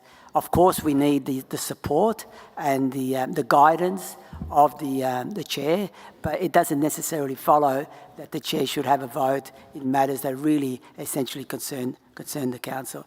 And just very quickly, also in relation to the charter, that it's providing a 2+2 years of appointment for a CEO chair, changing what the officer recommendation, which was 3+3. I think 2+2 is better. It's over a 4-year term because then it enables a council, given that we elected here for 4 years. In relation to the remuneration policy, the committee decided that as part of the remuneration policy, the council, in determining any future pay rises, also Seconds should left. consider the EBA of the council. Of course, the EBA applies to staff, but it's something that should be taken into account when we Your time is up, thank you. Councillor Lawrence, I believe you're the seconder, and if we don't have any councillors speaking against, you're speaking against? No problem. Councillor Hannan. I'll reserve my right. Thank you, Mayor. I'm broadly in favour of the updated documents, with one exception in the charter for the committee. I don't agree with the proposed change to withdraw the voting rights of the chair. I believe there are very good reasons why the chair of this committee should have voting rights. I'd like to remind councillors and anyone watching that this is a subcommittee, it's an advisory committee of council. It has no powers to make any decisions on behalf of council. It makes recommendations to the 9 councillors, and the 9 councillors, this council, makes decisions in relation to CEO employment. Therefore, we are not delegating any powers away from council by empowering the chair to have a vote. There are very good reasons why the chair should have a vote. It is good practice in the sector. It is standard. It is practice in other important committees in Darebin, particularly the Audit and Risk Committee, where there are serious and significant risks involved, very, pivotal decisions to be made, and having firstly, recruiting a specialised, qualified person and holding them at a high level of accountability and seeking their assistance and guiding that committee through difficult decision making. I know in the past that having a chair with the ability to vote has helped us through difficult times. Again, I emphasise it's non-binding. It only serves to make a recommendation. 10 seconds to left. And if members of that committee disagree with that recommendation, they can represent that to their colleagues when it comes back to council. I feel quite strongly that we should retain the voting power of that chair. Thank you. Thank you, Councillor Hannon. Are there any other councillors? Councillor Lawrence, and then I'll go to Councillor. Yes, Councillor thank you, Lawrence. Mayor Williams. Yeah, look, I'm happy to support this recommendation here. It's a very important committee. As has been noted by Councillor Hannon, it's not a decision making, it makes a recommendation and it works with an independent person for guidance. So I'm happy with this draft. I'm not sure, and I'm voting for a committee that I've deliberately come off to resolve tensions and that people see that this might be a sort of power play here on this committee. I don't think it's like that at all. And I think actually these decisions still come back to council, and I also think people are mistaken if they think that expressing power on this committee gives them ownership of the CEO. The CEO's working at a very high level with a very big reputation and is guided by evidence and guided by quite extensive experience in guiding cities much larger than this. So again, I think sometimes we get too caught up in power, and the idea of mentorship and the idea of learning from others and learning from independent people and learning from the CEO might be something we also want to think about. Thank you, Councillor Newton. Thank you, Mayor Williams. I am strongly against removing voting rights from the independent chair. So best practice in the sector is that the independent chair would have voting rights. Best practice in the sector would be a 3-year term followed by the ability to do another 3-year term. That would match our Audit and Risk Committee. And I see absolutely no good reason to remove voting rights when we are asking the independent chair to help guide us through the process. So I think this is a very, very, very disappointing recommendation and I cannot support it. Thank you. If there are, Councillor Rennie. Similarly, I rise to express concern about the removal of voting rights of the independent chair.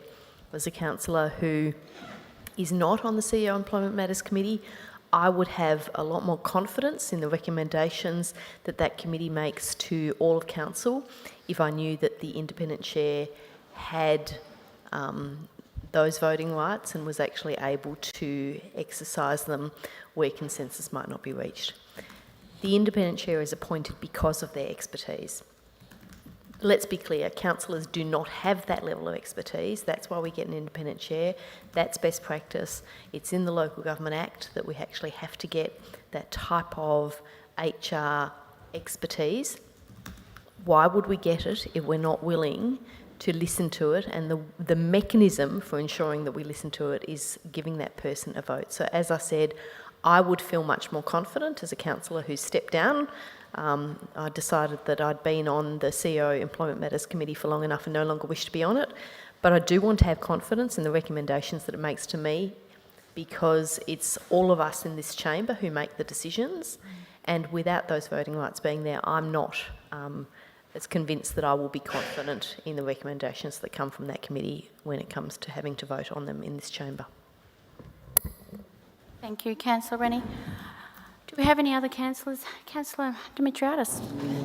Thank you, Mayor. Just quickly, on the issue of voting rights for the chair, I am supporting this recommendation that we remove voting rights from the chair, and that's for a number of reasons. We've had a lot of problems in the past regarding this issue, and what one of the main arguments is that the independent chair doesn't actually work on a daily basis with the CEO. They don't understand, like there's a lot of things that we review, KPIs, that require councillor input.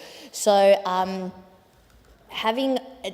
removing that particular voting ability, particularly when they're not elected and do not represent the community, I believe they should not be having a vote. So therefore, I'm in complete support of this recommendation, and I think it's a great way forward to ensure that there's accountability from the committee. Thank you. I believe there's only one other councillor that has not spoken. I will give him the opportunity to speak. Councillor McCarthy. Mayor, it's very, very kind of you to call on me to speak. I wasn't going to, but I actually have to disagree with the comments that Councillor Demetriadis made, and I think it's worth clarifying why the function of having an independent chair and them having a vote as part of the process is actually a simple, practical and quite reasonable element. And I would just draw councillors' attention back to the fact that in our audit committee, we have independent people who are empowered to be part of that decision-making process. They have to have a level of ownership and engagement in that process. We don't deny them the vote in that process just because they weren't elected by the community. We empower them with a vote because of their expertise and because they are a stakeholder in that process and that decision making. And I think if we think about the independent members of our audit committee, we think about the independent chair of our CEO Employment Matters Committee, the function is incredibly similar and it's a respectful element. I can see which way the vote's going to go, Mayor, but I would ask councillors to just reflect upon the way in which we think about the role, we think about the way in which we empower that role and the importance of that role, and a simple thing is actually to retain that vote for the chair. In saying that, I'll finish my comments, Mayor, and thank you for the debate we've had. Thank you very much. As there are no further I have a right reply, just very briefly. You certainly do. Look, I'll just make the point, just picking up on what some of the councillors have said. I think it's the very point that the committee does not have any power, and because the committee does not have any power in making the ultimate decision, that's council that makes the ultimate decision, it's just redundant, therefore, to give voting rights to the chair in relation to the CEO Employment Matters Committee. I think the focus of the chair is, and it's been good working with this current chair, is that where they provide us advice, guidance and expertise, that should be the focus of the chair, not so much the actual responsibility of having voting rights and at times actually having a casting vote, because ultimately the decision is made by the council, as councillors have said, and let's focus the chair on providing us that advice, taking us through a process, and then if need be, the CEO Employment Matters Committee making a recommendation, and then that recommendation to council, because council ultimately makes the decision. So I'm just saying that it's completely redundant for the chair to have this status of having voting rights. It's not necessary because the legislation does not require that. The legislation focuses on that the chair, or not even the chair, that we need to get advice and guidance by somebody who has expertise. The legislation does not require us to have somebody on the CEO Employment Matters Committee as an independent person with voting rights. So I fully support the recommendations that have come to us, and let's just vote this through, guys, and let's just move on. Thank you. No further speakers. I will now put that item to vote. All those in favour? That's Councillor Demetriadis, Councillor Lawrence, Councillor Greco and myself, Councillor Williams. All those against? Councillor Rennie, Councillor Newton and those abstaining, which be Councillor Hannan and Councillor McCarthy. So that's considered a draw. I will use my casting vote, and the reason being is that, yes, it might be best practice in the sector, but I believe that the chairperson that we currently have does give a very high level of expertise, and I feel that if he is given the voting rights at the moment, that would allow, I guess, an even amount on that recommendation, and I believe that could implicate and cause some sort of concerns, as it may split a vote. I also share the same practice as what Councillor Greco was saying, is that I believe a chairperson in this particular role should be giving their expertise and not voting on their expertise at the same time. It is best practice, but it's not compulsory for a chairperson to have that to have those voting rights. So therefore, I will be using my casting vote to allow this amendment to go through. So that item is now being carried. So thank you.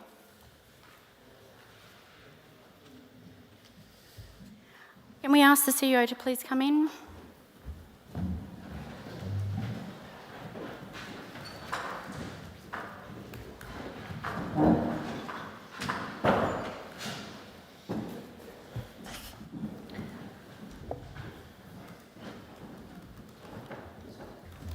We have item number 10 this evening.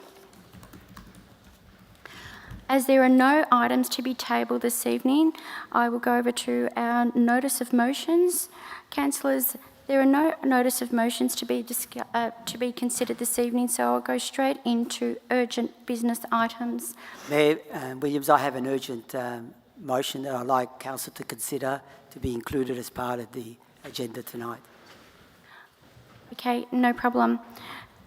Now, has that been provided to us? Yes, it's been circulated. Yes, okay.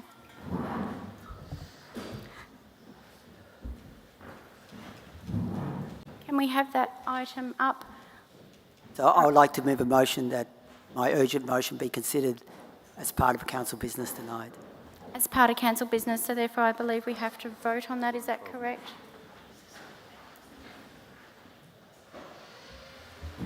Sorry, yes, we don't have Councillor Greco's urgent motion prepared for screen. Councillor Greco, we don't have your urgent motion. Can you kindly ensure or tell us when that was sent through or who you sent that through to? We do have it.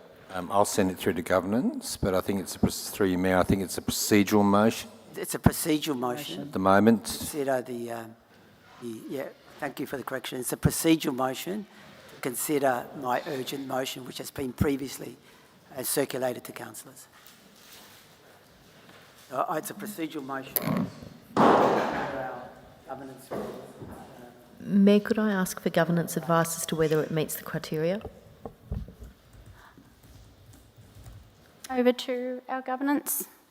Through you, Chair, we had provided advice through the CEO that we don't believe that it constitutes urgent business and that it can safely be put to the April council meeting, or it can be done through a service request and done by officers. Is it possible to ask Councillor Greco why he considers this to be an urgent item? But no, that's I'd like to ask Councillor Greco why you personally think it would be considered an urgent item. I just want that as a real quick summary. It's not a debate. Really quickly, it should be considered as an urgent motion because a decision is imminent by the Minister in relation to Preston Market.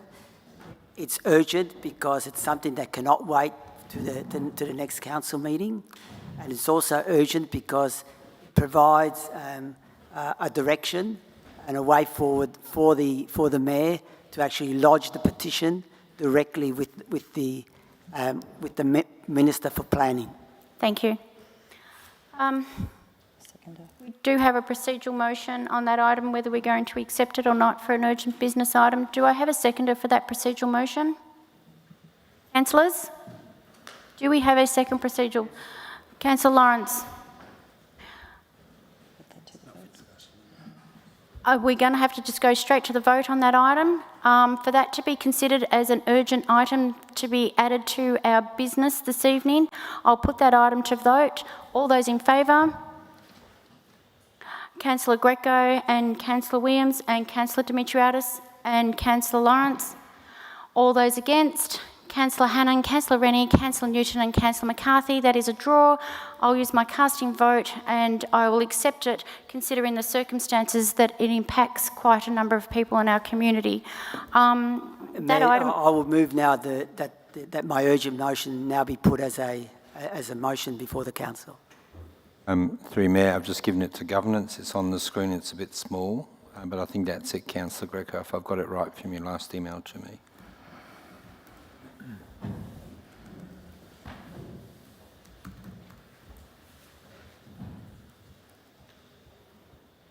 Yep, it's my motion. The only, instead of having, yeah, there we go, we've got the, instead of dot points, it's got numbers, it's okay. That is your motion there. Okay, Councillor Greco. I move it. Yep. To move it, do we have a seconder on that item? Councillors, do we have a seconder for this item to be supported this evening? Councillor Rennie. Councillor Greco, you can speak to the item. Yeah, just very quickly, I think the urgent motion is quite self-explanatory. Councillors, the Mayor went out of her way last Thursday to try and submit the motion to our MPs and to the Minister. Unfortunately, no one was present to receive the Mayor on the steps of Parliament, which is quite disappointing given that over 15,400 community residents signed the petition to actually save the market and ensure that the market is not demolished. Also, what I think we need to, why this is an important motion that we pass, is that it's quite imminent that the Minister will be making a decision about the future of the market, given the amount of media interest in recent times, and that and a decision is pending within, I believe, within the next few weeks. So given that, it's critical that that the petition of the council with over 15,400 signatures is actually submitted to the Planning Minister before the Planning Minister makes a decision. We understand that our particular petition, because it was worded, cannot be tabled in Parliament, but it's important that it hits the Minister's desk as quickly as possible so the Minister can take into account the views of 15,400 people in our city before she makes a decision on the market.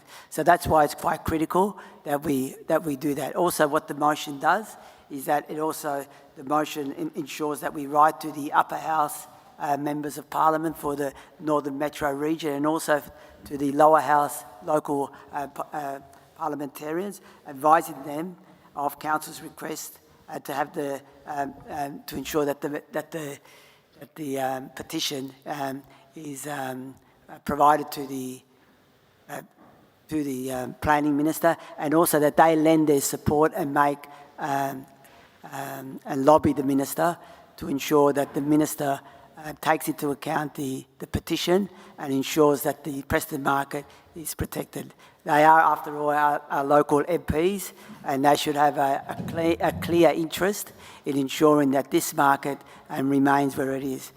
Look, councillors, Council has invested very heavily, both financially and in terms of lobbying and resources, not to speak about the amount of investment that has come from the part of our community in ensuring that this market, this icon, remains where it is. Let's put this petition before the Minister ASAP so that the Minister can hear loud and clear what the community's desires and wants are in regards to preserving and maintaining our market and ensuring that it's not demolished. Thank you, Councillor Greco. Councillor Rennie is the seconder. No, Councillor Greco's covered it. I think you could go straight to the vote. Okay, happy to put that item to vote. Councillor Hannan, as an against, go for happy to speak if you like. Thank you, Mayor. Look, regrettably, I rise to speak against this motion, not at all because I don't support the principle of this motion. There can be no doubt from anyone in the community about Council's commitment to saving the Preston market. It is our number one advocacy item. We, as Councillor Greco has said, have spent considerable resources. We've painted buses. We've had councillors, including myself, as part of media releases and social media programs. We've had formal presentations of the steps of Parliament. We don't need an urgent business item to tell us what we were going to do anyway. If this item was not presented or if this item failed, I don't think there's anyone in this room doubts that we will be writing to the Minister and presenting the petition. In fact, we had a discussion earlier today. We were talking about having an honest discussion with each other. We know that this item is not necessary. It's certainly not urgent. And if this item failed, the actions requested would still be taken. It would be the petition would be presented to the Minister, and we would write to the Northern Metro Upper House and other members. The reason I make a stand here is because I think these motions are becoming very frequent and overly prescriptive in step by step, seeking to guide exactly what is done at every step of the motion, step of the process, instead of giving a strategy to our leadership and entrusting them to go ahead and deliver that strategy.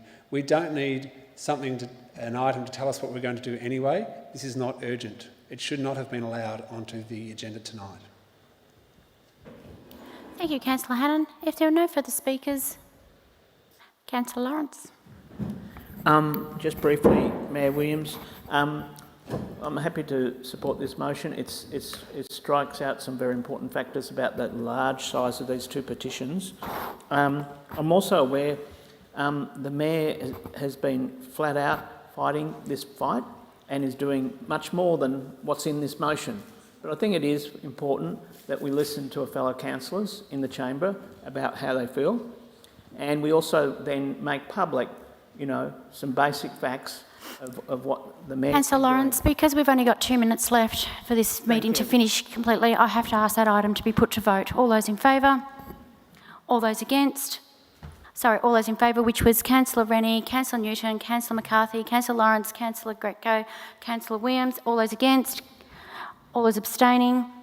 Councillor Demetriadis and Councillor Hannan, thank you.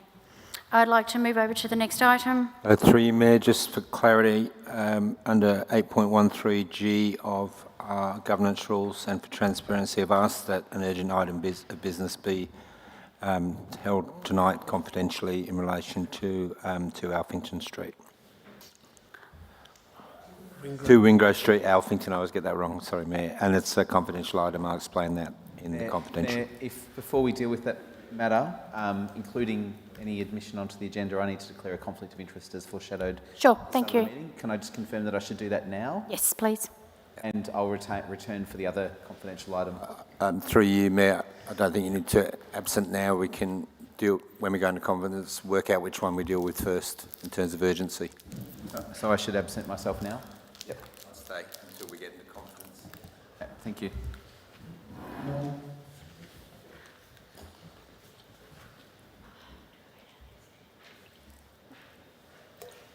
Okay. Item 12 for urgent business. There is one confidential item that we have left, which is the Melbourne Innovation Centre to be considered in the confidential section of the agenda. It is deemed confidential pursuant to the Section 3(1) of the Local Government Act, specifically cancel business information, being information and that would be prejudice that council's position in commercial negotiations if prematurely released. I am seeking that this matter is considered prior to the CEO agreement, sorry, we've done all that, and to be clearly conflict in relation to this matter. So, councillors, are there any questions to the officers regarding this item? Mayor, I need to declare a conflict, which I've already declared. I'm going to declare it again and remove myself from the room. Okay, thank I you. should not deal with the procedural element in relation to this matter. I have a conflict of interest. It's a material conflict by virtue of a working relationship with potential individuals and organisations that would benefit from Council's decision, and so I'll remove myself from the meeting. That'd be great. Thank you, Councillor McCarthy. Through you, Mayor. Yep. In accordance with the governance rule, if you reasonably believe that the remaining business will take less than 15 minutes to transact, you can seek agreement of the councillors not to adjourn the meeting to a subsequent day. Oh, do I need an agreement? By the councillors. So councillors, for us to finish tonight's meeting, we need an extra 15 minutes, and we believe that if it can be finished within the next 15 minutes, I just need an agreement from all councillors that we can do that. So I guess do we have a show of hands regarding that? All those in favour? That's been carried unanimously, thank you. So, as this being the last item, I know and believe that we can finish this evening. I believe this item needs to go into camera, so therefore I will ask, yes?